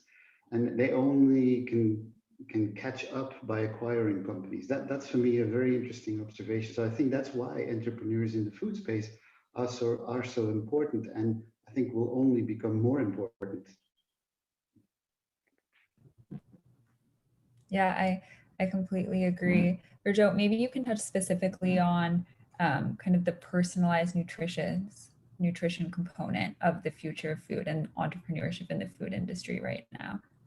Yeah, sure. I think the world has changed so much in the last sort of 10 to 12 years. When we have our iPhones and Android phones, and people have so much information, and food industry, which has been like mostly went through consolidation in last maybe 50 years and new food trends.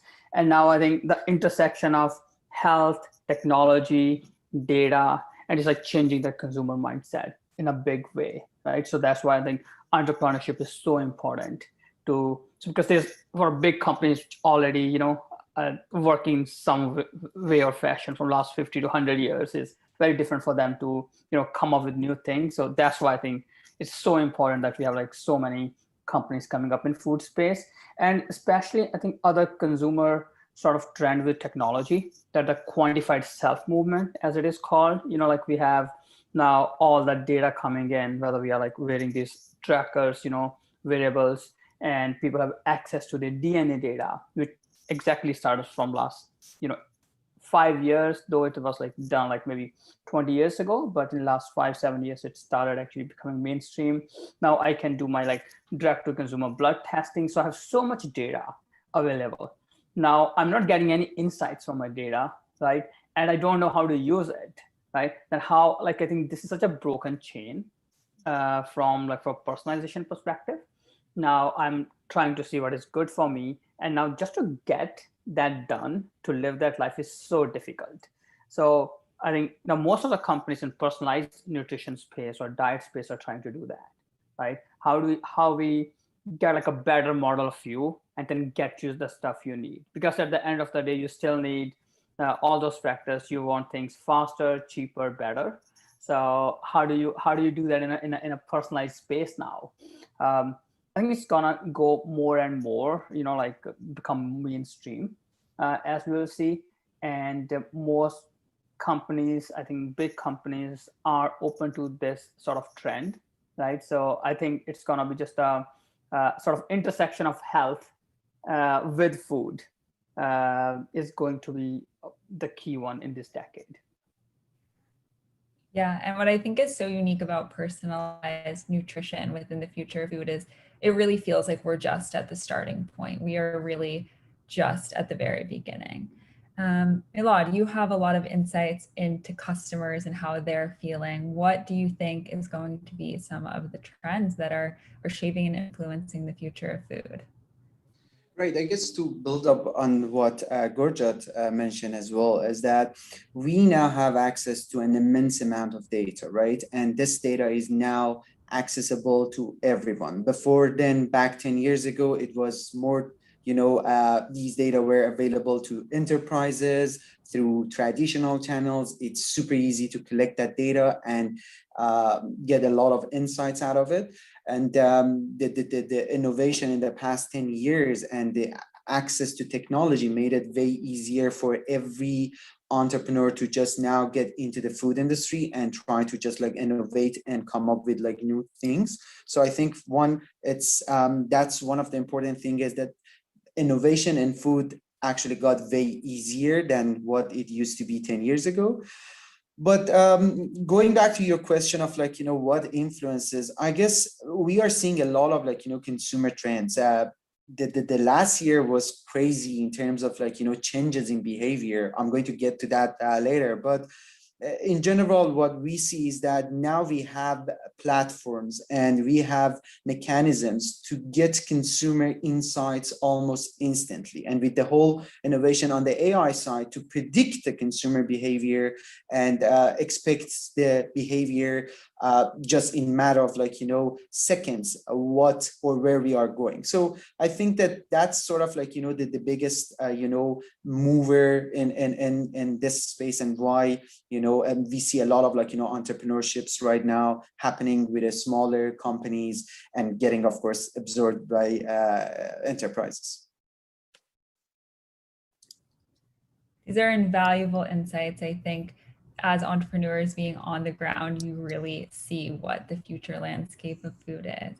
I want to dig a little bit deeper into some of your technology. Wouter, as we saw during the pitch session, Finova's main product is Reducose, which significantly lowers blood sugar and insulin response after a meal. Speaking from an ingredient innovation perspective, which is one of the major trends within the food industry right now, could you tell us a little bit about how those ingredients have a direct relationship with some health trends that are also being seen? Yeah, sure. So I'd like to maybe approach it from two angles. One is the industry angle and one is the consumer angle, and they are intersecting. When I look at the participation in the PNP program, which by the way was really great from many aspects, but there was a red line in all the engagements we had with the partners, and that was they're all looking for sugar reduction. That's a huge driver for innovation in the food space. And when you look at it from the consumer angle, I think what's really happening is the relationship, and this is a psychological observation, the relationship of consumers with the foods they eat is changing. People are more critical of what they eat, are more skeptical of how the products are made, not just what they eat and what the health profile or nutrition profile is, but how far was it sourced? Is it being made ethically, etc. So food has suddenly become multidimensional, and it was already a cultural thing. It was already an emotional thing, but it's now becoming, and again, it's a connection to Gurjot, a very personal thing. It's very personal to see the psychological relationship of a consumer with foods.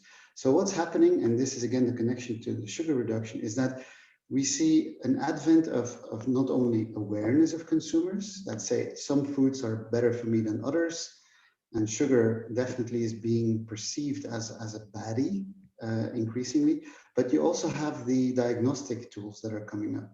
And so one of the things that I find extremely fascinating, I'm holding up here a continuous glucose monitor. It's a little device that actually allows you to track live what's happening with the blood sugar fluctuations you have in response to the foods you eat. Now, what is the breaking news here, and I just read an article yesterday, is that Apple, Samsung, they're all going to be able to put these devices in smartwatches, in their next iteration of smartwatches. So imagine the consumer no longer just measuring sleep and watching heart rates go up or down during sports, but also being able to watch their blood sugar curve reacting to the foods they eat. And everybody reacts differently. You will react differently to eating a banana than I will. So again, food is very personal, and the diagnostics make it very accessible to see how your food makes your blood glucose respond. So with the ingredient that I represent, with Reducose, what we actually do is we empower the consumer to take back control. Again, a psychological benefit that we deliver. So rather than having to worry about what am I eating, how is it going to influence, the consumer is empowered to not only observe what it does, what the food does, but also to impact it, to manage it, to control it better. So that's the consumer angle. And again, I'm intersecting it with the industry angle. The ingredient Reducose enables the partners, the industry partners, to improve the profile of their foods without having to do massive reformulation. Because sugar, frankly speaking, it's a baddie, but it's also a very important ingredient in the whole matrix of food. Taking out sugar gives you a lot of reformulation headaches. With Reducose, you can actually bring the health profile up and improve it. It will be demonstrably, visibly measured by the consumer, but you don't have to go through massive reformulation headaches. So I think we really are giving a lot of benefits to the consumers as well as to the industry partners with Reducose. Fascinating, really interesting. Ricky, I know Microma is developing something quite different, developing fungal biofactories to produce natural ingredients in a sustainable, scalable, and cost-effective way. Could you touch on the importance of bringing novel ingredients and novel methodologies to the food industry? Yeah, sure. Let me explain it with an example. We use red number 40. It's the most used food dye. It's a synthetically produced dye, petroleum-based, which is related to many health concerns, allergies, hyperactivity, ADHD, and even cancer.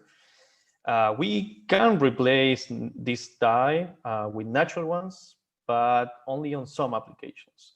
because natural dyes coming from plants and insects, they have low performance, low pH, low thermal stability, and also they are really expensive. But besides that, if they were great, there is a huge problem regarding the sustainability of natural dyes. We are using a lot of water, a lot of land, pesticides in the production. So what we are doing at Microma is replacing petroleum-based dyes, but also flavors, fragrances, with a better natural solution. We want to produce, and we are producing better natural dyes that are more pH, more thermal stable, and the production process is better because we can produce these ingredients using a process similar to the production of beer. We are using fermentation, which has many advantages. We can use just a fraction of water, just a fraction of land, carbon emissions. We have a stable product, batch to batch. Basically, it's really scalable, really sustainable, cost efficient. And besides producing colors, flavors, and fragrances, as we do, we can produce many more ingredients using fermentation and synbio. There are companies like Clara Foods. They are producing egg protein without the egg. Companies like New Culture producing real cheese without the need of milk, and Selenat on this batch too. So there is a lot of potential to develop ingredients in a different way besides petroleum-based production and agriculture that we are just starting. This space is currently booming. Ingredient innovation is so fascinating, and it's really exciting to have you here. Gurjot, you take a different perspective with Genie Health on the personalized nutrition front, using software to help shape the food industry. Could you discuss a little bit more about what, from a customer behavior perspective, what has really been influencing the hype on this kind of personalization, and what currently impacts purchasing decisions when it comes to dieting? Or is dieting not even the right word for what this is? Yeah, I think dieting might not be the best word, because I think, but even if you're talking about personalized nutrition, at the end of the day, it has your food, like that's your diet, and your supplements, the other things that you use to supplement your diet. I think we see like two main sort of consumer behaviors as well. First is just a curiosity of people to know more about themselves. That is like, our body has been a black box, so we didn't know much about it. So as Walter showed you, just like continuous glucose monitor, I have one over here on my arm too. And so how you know more about yourself, that's just a curiosity. And the second part is like, what can you do about it? Because once you know something, right? So I think in earlier world, when you don't have Finova or Reducose, you're trying to find out glycemic index of the food, right? It's like so hard. I think with our software, what we are trying to do is that make it super easy for people to know what is going on with all your data, put it in one place, and sort of give you your personalized model of health. Hey, okay, you are experimenting at the end of the day, but we are getting all the data, and what does it mean for you, and what experiments you should run, right? It's like, you should maybe try low carb foods, or maybe you should try high fat diet. So that's like one aspect. Second is that I think we do like very, like as already may have seen in our pitch, right? So we do like very customized vitamins. In that part, we were surprised because vitamin industry hasn't sort of changed in last 80 to 90 years. It's been like different packaging, different brands, different labeling coming up, but not exactly, you are like changing things for your customers on the go. So people are very receptive to that idea. So if I know that, you have improved your diet, your vitamins should change too, and that your diet has gone bad, your vitamins should be different than what you were having earlier. So that sort of dynamicity is one of the biggest things that we see as you get your data, and you have like sort of personal assistant that already takes care of you and make personalized products for you. So these personalized products are going to be big thing, I think, as we go into the next decade as well. So that we see, that's why you have to bring a consumer behavior with software to deliver the personalized products to them. Very interesting. And Milad, I think you bring a bit of a different perspective because Peakage really isn't just a food company. It touches on, or has the potential to touch on, every industry out there. So as an immersive product discovery platform for your consumers that's focusing on data-driven digital product sampling, how do you think that consumers feel about the food industry? Or could you dive a little bit deeper into what makes the food industry particularly unique when it comes to talking about consumer trends and behavior? Right. I guess one of the most unique things that we're seeing in the food industry is that compared to other categories is that the amount of innovation that is happening right now. The concerns over the impact of food on environment, renewable food sources, and managing food waste. These are the concerns that we are hearing every day from consumers. Like 10 years ago, it was more of a food. Now it's more of like, how it's going to affect my environment as well. And this is something that needs to be, as they mentioned, as we talk about it, that the food is something personal. There is no solution for all. So what needs to happen here, and what companies are looking forward in the food industry, is that to get access to everyone's basically data, everyone's insights about their sentiments on the products that they use. The underlying these movements on these innovations on the product, on the innovation side of the food industry, is that consumer data, or those rapid product testing and fast feedback loops from the consumers. 10 years ago, we didn't have that. Now we have access to it. Like what we do in PKH basically is that we help the companies to get that insights from everyone, and not just necessarily one focus group or paid people to do that, but rather to get that data point from mass community. And something else that we see in the food industry is unique compared to other categories is the transparency. A lot of consumers are, it becomes more important than ever for a lot of consumers to understand where does basically this food come from. And we recently did a research on our user base. 70% of our users said that they want to learn more about where their food comes and how it's made. So I guess that's another thing that's going to disrupt this market, the transparency side of it. And that's something that the brands wants to quickly test and understand and see where it's enough or resonates with the consumers. Interesting. And just to follow up with that, I think it's hard to not reflect on the past year without thinking about how the COVID-19 pandemic has shaped consumer behaviors. What have you been seeing on the ground? You're very in touch with consumers. What shifts have you seen in regards to some expectations of the post-COVID era? Yeah, we saw four, I guess I can put it into four categories. The first one is the shift to at-home experiences and, of course, at-home product testing. We are doing everything right now at home. The retail is changing. It's not going to be the way that we used to do, going out, doing window shopping, going between the aisles, and just testing, seeing the products and stuff. It has changed in a way that now it is happening at home. A lot of consumers demand to do the same or get the same experience. Even the fun out of the retail, when you just go to the shop, they want to experience it somehow at home. So we see a lot of behavior is changing towards at-home experiences. That's one of the big one. The second thing that we saw during the last year was that shift to value and essentials.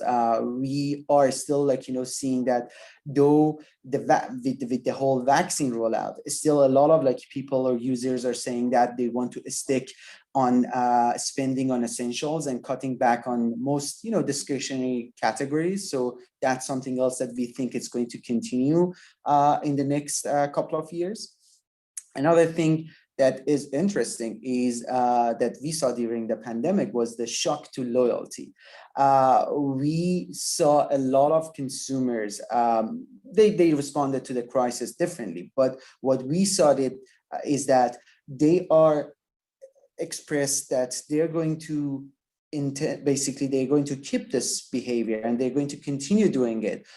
It's not going to go away, and they're going to just go with new behaviors or new categories or new products that they tested during the pandemic. So that's another important factor. And the last one was that an omni-channel consumption, we call it. It's an increase in basically omni-channel consumption, meaning that the consumers wants to have more access than ever to eat what they want, when and where they want. Convenient meal solutions and restaurant-based products have brought dining taste to home cooking and bringing restaurant flavors to kitchens, to home kitchens. So I guess that's another thing that we're going to see. A lot of consumers are going to request for more out of home, experiences in the home. And these are the four main, I guess, shift that we're going to see even post-COVID. Fascinating.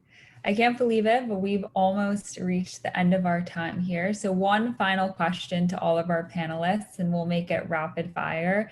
Any final words to share to our audience, or kind of your vision for 5-10 years down the line, what you think the future of food will look like? Ricky, you can kick us off real quick.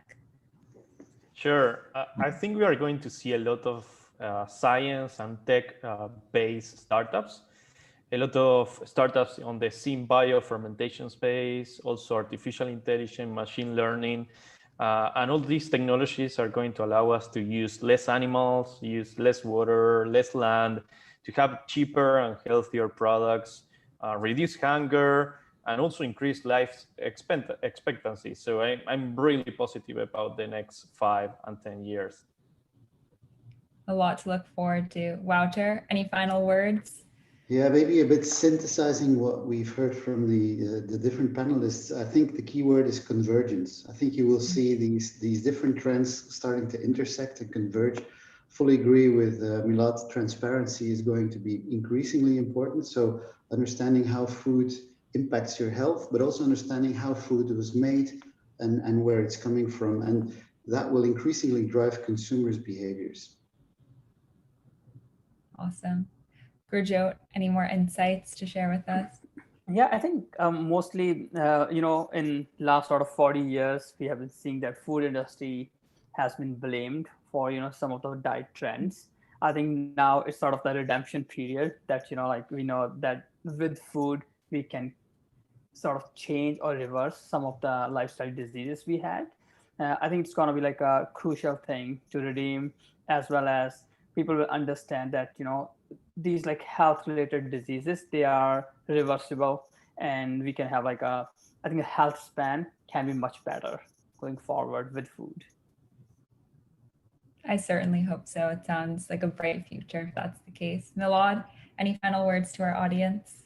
No, I can just summarize what my peers mentioned into just two things. I guess the future in the 5 to 10 years, I see more sustainability and plan forward focus. Great. I really appreciate our panelists' time today. I personally learned a lot from each of you. I think you bring really unique insights into what the future of food will look like, and I am very confident with you as leaders in this space. Thank you all of our attendees for joining us today, and we look forward to having you join us for some more pitches later in the afternoon. Thanks so much. That was an incredible panel. I think I speak on behalf of all of our attendees. I agree with a lot of the great points that were brought up, consumer awareness, shifting preferences, and the convergence of trends, importance of data for personalization within food and health. and the rapid movement of innovation, and inevitably leading to a lot of disruption in our industry. So thank you again to Ricky, Water, Malad, and Gurjot for participating in the panel discussion. And also a huge shout out for Jamie for being such a great moderator. So next up, we'll have a quick 10-minute break. So before I let you go, a quick reminder to network with startups in their booths through the Attendify feature. So you can head to the startup booths by clicking the presentation icon that is located at the right-hand side of your screen. There is also a Meet Now feature that allows you to have one-on-one video chats with the startup. So anyone with the green video icon is available to chat. So to all of the startups and attendees, please turn on your Meet Now feature. It will be under your name in the upper right-hand corner. So happy networking, and I'll see you guys soon for the second half of our pitches.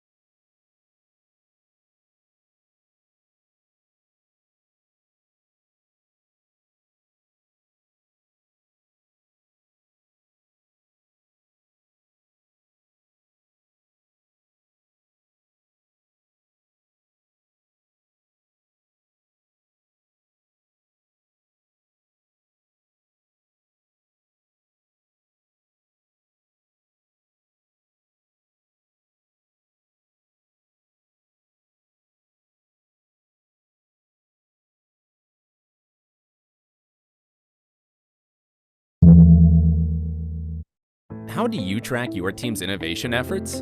However that is, we've got an easier way. Let us introduce Playbook. Playbook is Plug and Play's innovation software. It is an exclusive tool only available for our ecosystem's corporate partners. With it, you and your team will be able to browse your curated startups database, create, discover, and rate lists of startups, track your engagement, pilots, and investments, analyze data from the tech ecosystem, organize private sessions with select startups, and so much more. Hundreds of corporations count on Playbook to empower their innovation journey. Get in touch to start using Playbook today.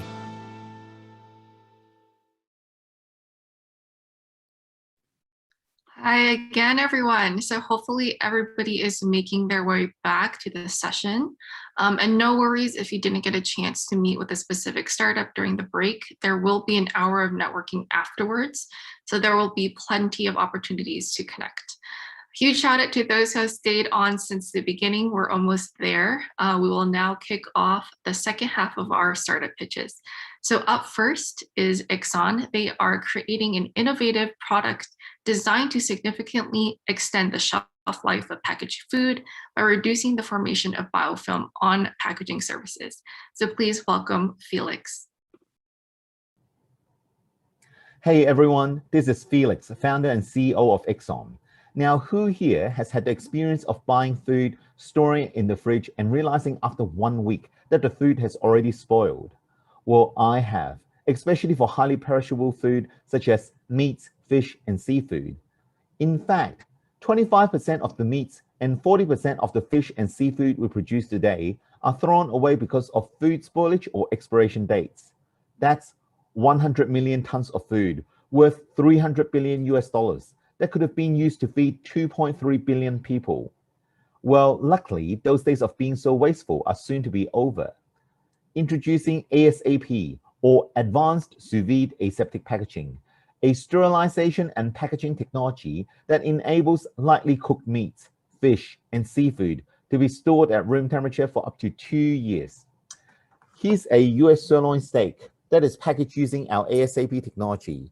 It doesn't require refrigeration and will maintain its taste and medium rare quality for up to 2 years. Now, by enabling food storage at room temperature, we help food companies save up to $160 billion and 80% energy, which would otherwise contribute to air pollution and global warming. In fact, ASAP is the most efficient preservation technology known to date and has the potential to solve 10 out of 17 Sustainable Development Goals set out by the United Nations. We currently have a pilot factory in Hong Kong for making and testing products. Next, we are to build a pilot factory in US where the production capacity will be increased to 1 ton of meats per day. Our goal is to build a new meats business model that bypasses traditional cold chain distribution and goes directly to consumers at a lower price point with no international shipment fees and on a monthly subscription model. Such business model is made possible only because of an enabling technology such as ASAP.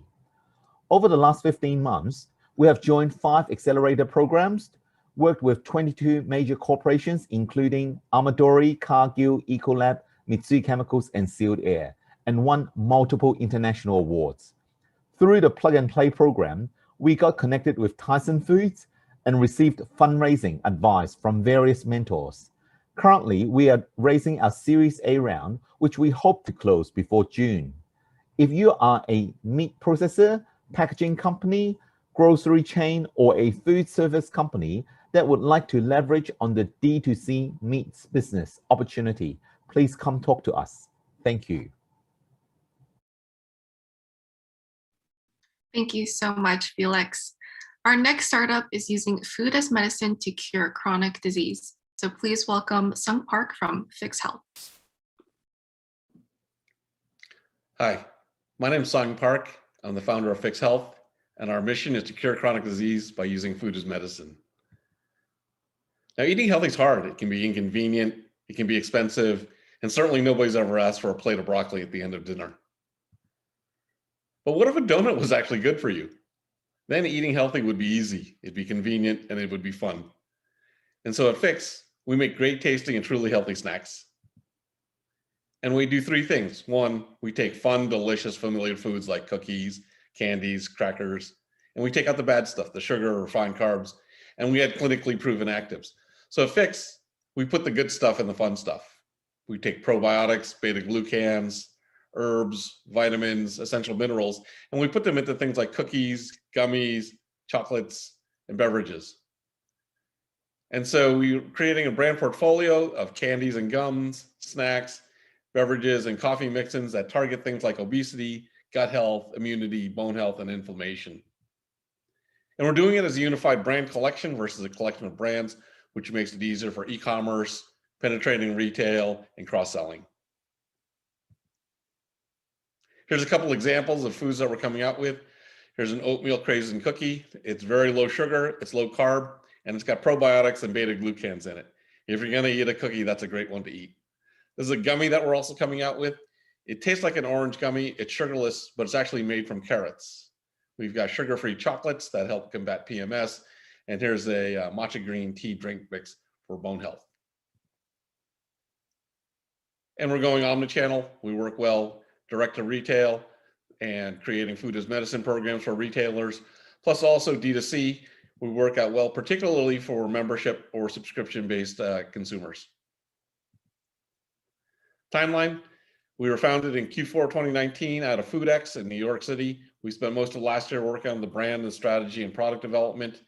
We were accepted into Plug and Play. We were able to raise a seed round of financing. We've been in manufacturing. We should launch our first 7 products in May and then continue from there. Right now, we're looking for partners who are interested in participating in food as medicine, both on the retail side and on the brand side. And here's the interesting fact that we came out of COVID with, which is 42% of adults in the United States had an average weight gain of 29 pounds. So we think post-COVID, there's gonna be a big swing back to healthy snacking. I'm Sung Park again. Thank you very much, and I hope to hear from you.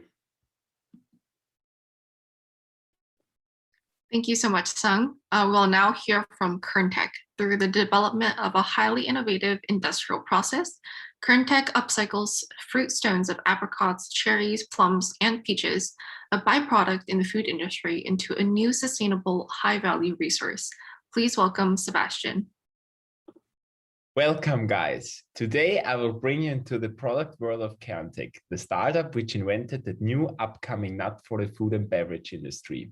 In Europe, over 500,000 tons of apricot, plum, and cherry stones go to waste at juice or jam manufacturers.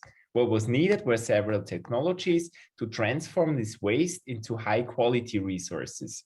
We recycle 100% of the raw material and are happy to have reached the goal being circular. So remember these resources: cherry, plum, and apricot seeds. We work every day that these will become the next superstars in the food and beverage industry. That's how we produce them. We control the whole supply chain by picking up the stones until the creation of the final products. The two technologies we invented are, on the one hand, our separation process to win the inner seeds, and on the other hand, our detoxifying process to get the cyanides out of our seeds. Through that, it's possible for the first time to bring these new nuts into the growing markets of the food industry.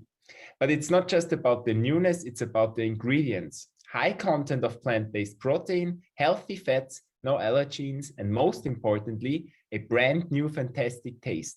Additionally, our customers and their products benefit from a big marketing opportunity through the upcycling story.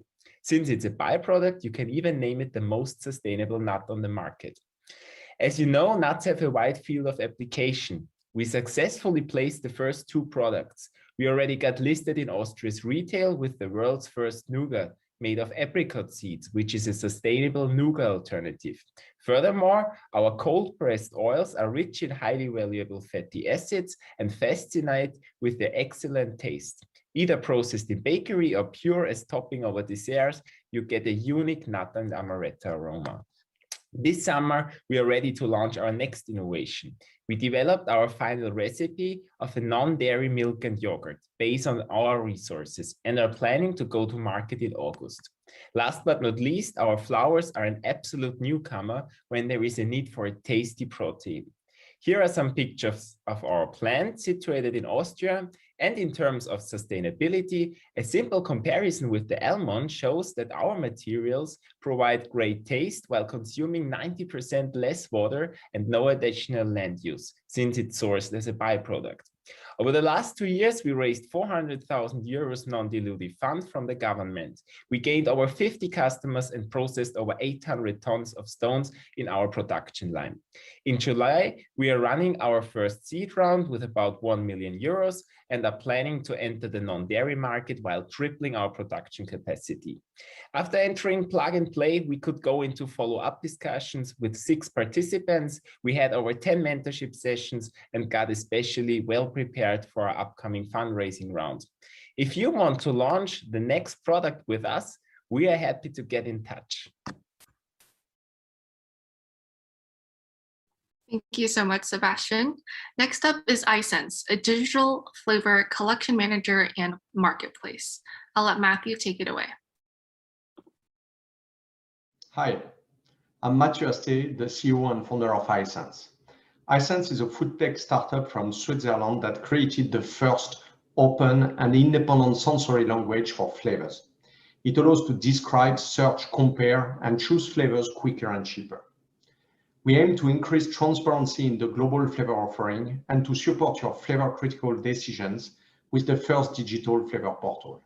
Unlike colors that you can select based on color palettes, flavors are not specified for their most important attribute, their taste. There are 20,000 strawberry flavors around and you can't compare them. As a result, flavor management is cumbersome, flavor choice remains artistry, cost and complexity only increase, and product development remains slow and iterative. iSense changes this. We offer the first open and independent sensory language. We specify the taste of flavors across the industry, and we ease flavor management and selection with the first digital flavor portal. Flavor houses and food and beverage manufacturers likewise build up their own standardized flavor sensory data and leverage it to accelerate their innovation and productivity. All your technologists around the world have a cloud-based and secured access to your flavor collection. Flavor briefing becomes easier, benchmarking immediate, and collection rationalization possible. Digital changes already the way we track consumer insight. What about digital to support your flavor critical decisions, like selection and optimization? With iSense, product developers gather insight on flavor attributes that matters. Your flavor collection becomes a strategic asset, and tomorrow you'll start correlating liking scores and historical project results to your flavor sensory data. Starting with iSense is easy. We propose industry services to build up your sensory capabilities and flavor knowledge, and our flavor portal operates as a software as a service. You can register from our website and get started immediately. We launched our service in 2019 and generated significant revenue so far while developing new languages, improving our offer, and onboarding different accelerators. Most of our revenue comes from Europe today, although we made pilots already with US, Colombian, Australian, Chinese, Indian, Singaporean, Korean, and Japanese companies. Our team, investors, and advisors have senior executive background in both the flavor and the food and beverage industry. iSense is transformative, tangible, and needed. We have solid names on board like Takasago, Migros, or Nestle, and we look forward to starting pilots with more corporate partners, being flavor houses or food and beverage manufacturers. Contact us. Thank you very much. Thank you so much, Matthew. The next company is working on a plant-based innovation for a better future. So please welcome Augustin from Tomorrow Foods. Hi, my name is Agustin Melloso, CEO and co-founder of Tomorrow Foods, a startup from Argentina delivering sustainable and CO2 neutral plant-based protein systems for the B2B global food industry. Even though our life on Earth as a whole seems to become more challenging every day, we like to focus on the solutions we have right here, right now, such as plant-based proteins, which are great for us and the planet. However, there is still work to do in order to achieve their mass adoption and take full advantage of their positive impact. To address these challenges and bottlenecks, we have designed and developed plant-based protein systems.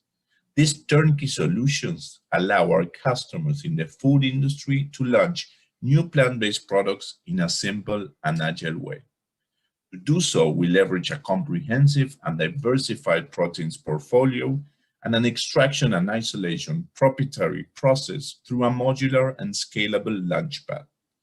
We have achieved this through our fully integrated and sustainable native approach that allows us to leverage more than 30 years of regenerative agriculture experience in the region, design and develop our own isolates and plant-based ingredients specially tailored for the best performance of our solutions, and run an iterative process that leads to adjustments and new discoveries.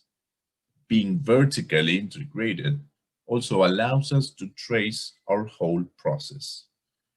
Plant-based foods are gaining followers day by day in our region, which is poised to become the next plant-based frontier driven by flexitarians and the new generations. We have a complementary and experienced team along the plant-based value chain, which is also reinforced through an extensive R&D network with top-tier institutions, an advisory board of long-standing experts that share our vision, and a global network that fosters a forward-thinking mindset. We have just closed our seed round for $3 million, enabling us to build our plant-based innovation launchpad to deepen and accelerate R&D on regional crops and their potential applications. Also to scale up the production of our ingredients and solutions to start developing our footprint in the Latin market.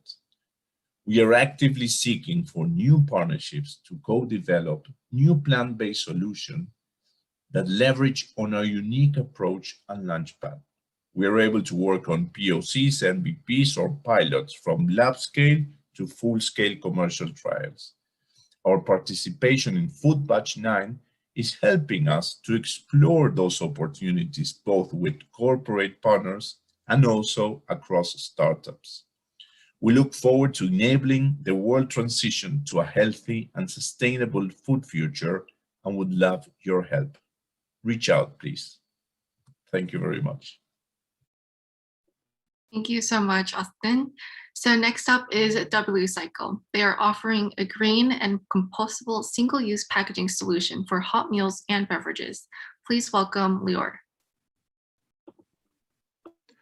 Hello, my name is Lior Itai, and I'm the CEO and co-founder of WCycle. WCycle develops and sells eco-friendly food packaging solutions. Plastic is an amazing material. It practically revolutionized the way that we live. The problem is that we just can't get rid of it. Humanity generates about 350 million tons of plastic annually. 40% of that number goes to packaging. Only 9% of the plastic actually reaches recycling facilities. And when we look further into the numbers, we see that less than 3% is actually being recycled. The rest is either being burned or goes to waste. Now let's talk about recycling for a second. Recycling doesn't really solve the problem because we're taking this bottle of plastic as an example and we make a chair of it. So 20 years down the line, our kids will need to deal with this chair, plastic chair, which means that we're not solving the problem, we just push it to the next generation. How can we create food container without plastic? We've realized the solution should be eco-friendly, cost-effective, and it should retain the same product attributes. Initially, we've decided to start with making it liquid-proof and rigid at various temperatures. This is how we came up with SuperPulp. SuperPulp has FDA and EU direct food contact approval. It's 100% home compostable, it's non-coated, and it's free of plastic, aluminum, and other non-compostable barriers. It's completely liquid and oil-proof, and it could hold food without deforming at temperatures varying from -40 all the way up to 518 Fahrenheit. It is cost-effective. WCycle focuses on 4 main vertical use cases. Food manufacturers, mainly for frozen food, ready meals, fresh meat, produce, etc. Institutions, for projects like school meals, hospital catering, homeland security, etc. Transportation, mainly around airlines, but not just, also trains, ships, and of course, restaurants for takeaway, home delivery, and outside eating. So what's next for us on our journey? We're currently hard at work at the next generation of SuperPod. It's going to be a home compostable, high barrier food packaging solution. Thank you, and join us on our journey to replace plastic. We are WCycle. Thank you so much, Laura. So last but certainly not least, we have Pepcot. They are creating a paper coating to replace plastic films in packaging. So please welcome Manuel. Hi everyone, this is Manuel from Pepcot. We're going to replace all single-use plastic packaging with paper, because paper is fully recyclable and fully biodegradable. Thanks to our technology, plug and play. You can use it right now on your current machinery, on your current packaging lines. Third point, pillar number 2. Cutting by 70% carbon emissions. How? By replacing plastic with paper in packaging. And we can do it. Carbon emissions are one of the biggest problems of our times. And we have to act now. But it's not the only one. We throw away the equivalent of the human population mass every year. It's a huge problem. For us, for the planet, for companies, and for consumers. Consumers are extremely concerned about climate change and plastic packaging. So here is the future. This package is recyclable in the paper stream, fully biodegradable in a couple of weeks, or it can keep its shelf life for months, like plastic. And we do it by adding a very thin layer of glass on top of the paper, keeping the paper fully recyclable and fully biodegradable, but with the same performance of a plastic packaging, and FDA approved and BFR approved. And a very tiny team is working on this. Faina is a professor of molecular chemistry at University of Paris. And I'm from another industry, I'm from AI. We decided to unite in order to solve this problem. We also have soft commitment from industry professionals. We improved trial after trial. We went through different industrial trials. As you can see, every time we have a better surface. And we're going to go to market by March 2021 with our first product. There is some competition. Some of them don't have a food grade product. Some of them are working on a different business model. A patent has been filed last November. Our biggest barrier is credibility and build trust. Trust with you, with partners, users, customers, chemical companies. You are our partners. You are the one we want to listen to. We want to listen to your problem and to solve through our proprietary formulation. But we don't start from the solution, we start from the problem. We start from you. Our revenue streams will come from direct sales and licensing, and JV. JV is actually a model we are looking forward. Until here, I ran Pepcot on my own money. Now we're going to sign the first contract, opening a seed round of 2 million euro. Then a Series A next year for setting up our own production facility. How can we work together? Through a POC or a joint development on a very specific goal Or third option, the seed round. We're going to raise very soon, and we want Babcock belonging to everyone on the planet. Plastic pollution is a gigantic problem. Babcock is a great solution built on trust and values. We are looking forward to working with you to take it to the market together. Thank you for your attention. Thank you so much, Manuel. So that wraps up the startup pitches for today's session. I know that everyone is really anxious to network with the startups, but I'd ask everyone to please stay tuned for just a little bit longer for a few announcements. We'd love to introduce our two new partners that joined Plug and Play Food during this program, ADM and ICL. So let's hear a few words from Dan Griffiths, the Investment Director at ADM, and Robert Senekis, the Director of Open Innovation at ICL. Hi, my name is Dan Griffiths, and I'm an investment director for ADM Ventures. I'm excited to introduce ADM and ADM Ventures for Plug and Play's Spring Summit. Thanks. So ADM, who are we? What do we do? Well, ADM provides ingredient solutions to customers in food, feed, fuel, and industrial market segments. Well, what does that mean? Well, we really do three basic things. One, we procure, store, and transport crops. Two, we process those crops into ingredient solutions. And three, finally, we sell those ingredient solutions to customers across food, feed, fuel, and industrial market segments. ADM was founded in 1902.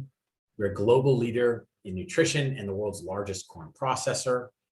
We're based in Illinois. Our headquarters globally is in Chicago, and our North American headquarters is in Decatur, Illinois. And we have 38,000 employees that service over 200 countries worldwide. ADM Ventures engages with startups in 5 core areas that align with ADM's business. Those areas are human nutrition, animal nutrition, health and wellness, sustainable materials, and finally, ag tech.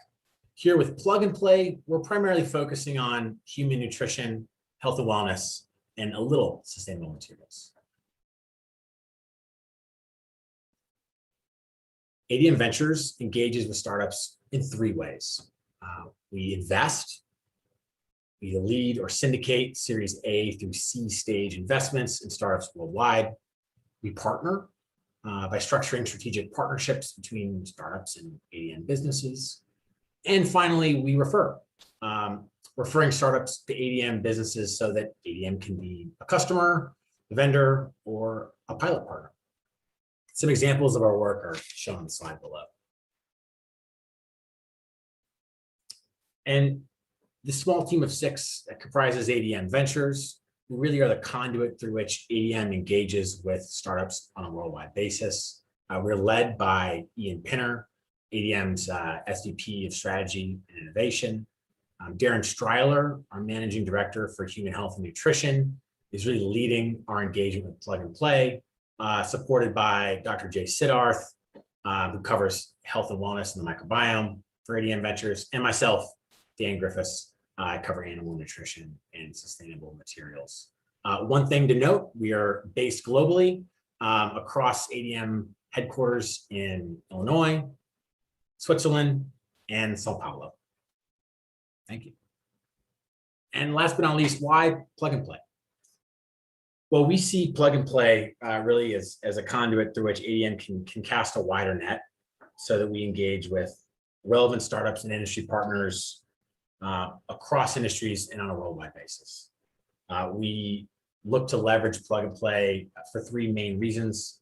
1, to identify, to find and build relationships with market-leading early-stage startups that we wouldn't have otherwise known about. 2, to collaborate with those startups and other Plug and Play partners to accelerate startup technologies that are solving problems that we all feel. And finally, to support the ecosystem, to be a steward for the innovation ecosystem, both in our hometown of Chicago and also for the food and beverage sector at large. And how's it going so far? It's going great. We joined Plug and Play at the end of last year as a new partner.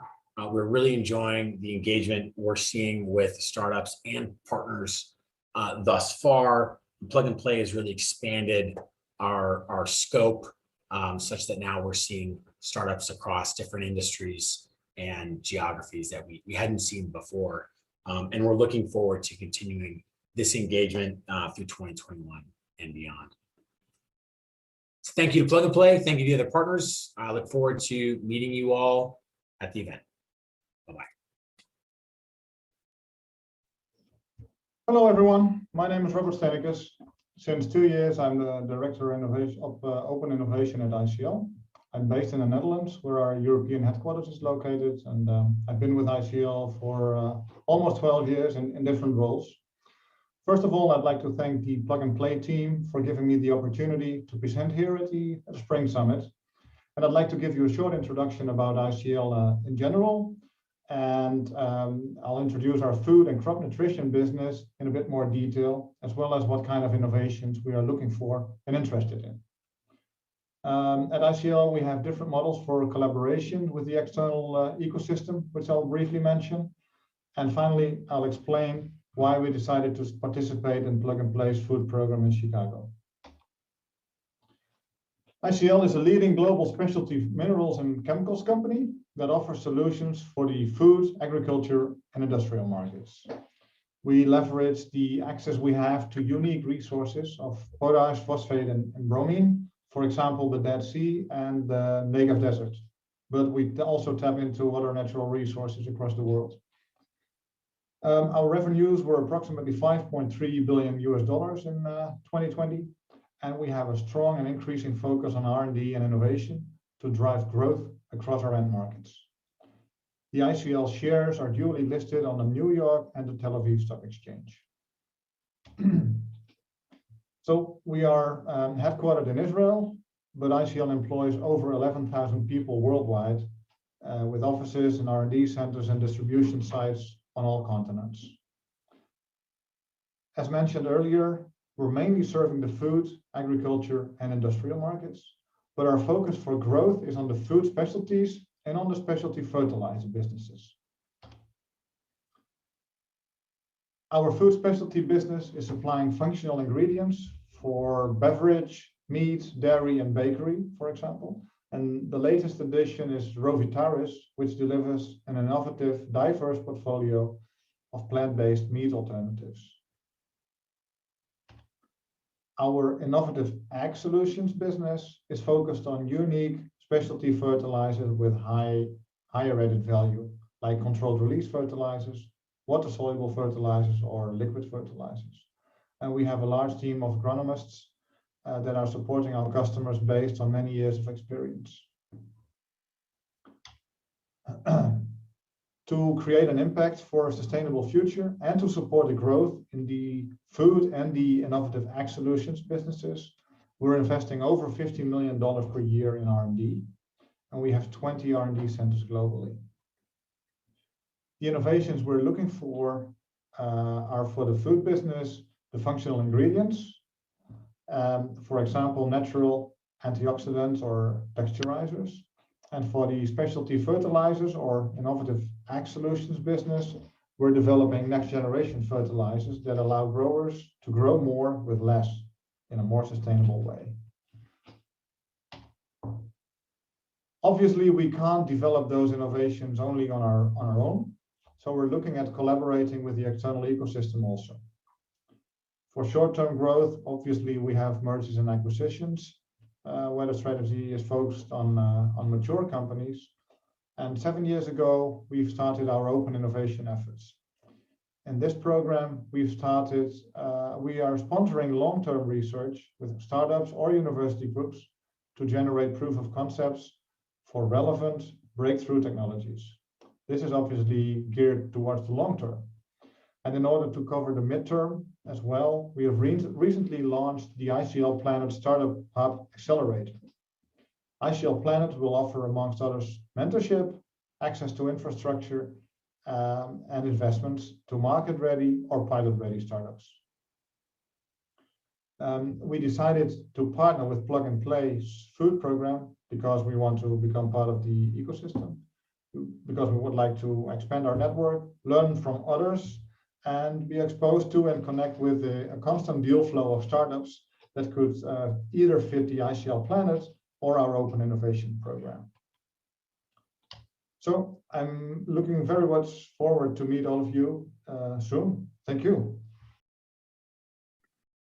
Thank you so much, Dan and Robert. We're incredibly excited to be working with both of you and really looking forward to what our partnership can bring. So next up is our corporate award winner. So every program we select a corporate award winner for our summit based on their success working with startups and their engagement with our program. So this year, the award goes to, drumroll please, Mars. So Mars has been a partner with Plug and Play for over 3 years, and this is their first year as an anchor partner with our food program. They have been incredibly active and engaged with our program and also expanded their partnership with Plug and Play with our global locations in Europe and China.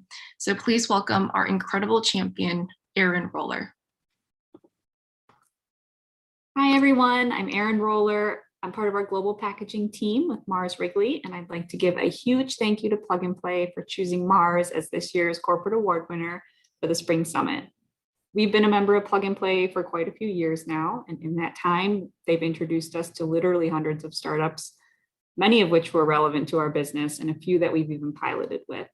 For us, this has been an invaluable partnership over the years, so much so that this year we've extended our membership to include a few additional programs.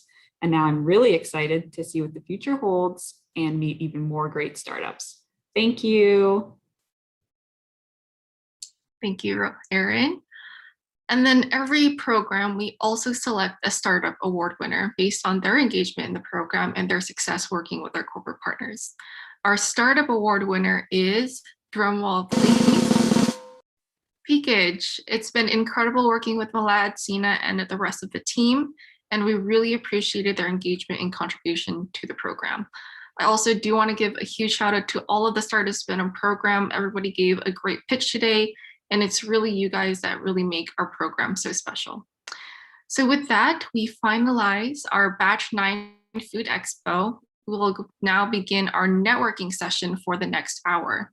So you can head to the startup booths by clicking the presentation icon on the right-hand side of your screen. And please optimize the Meet Now feature that allows one-on-one video chats with the startups. So the green icon will show that they are available. So the startups and attendees, please turn on the Meet Now feature under your name in the upper right-hand corner. So thank you to everyone for attending, and a special thank you to all of our partners and startups for an incredible Batch 9. If you have any questions, please don't hesitate to reach out to any of our team members. I hope everybody has a great rest of their day and happy networking.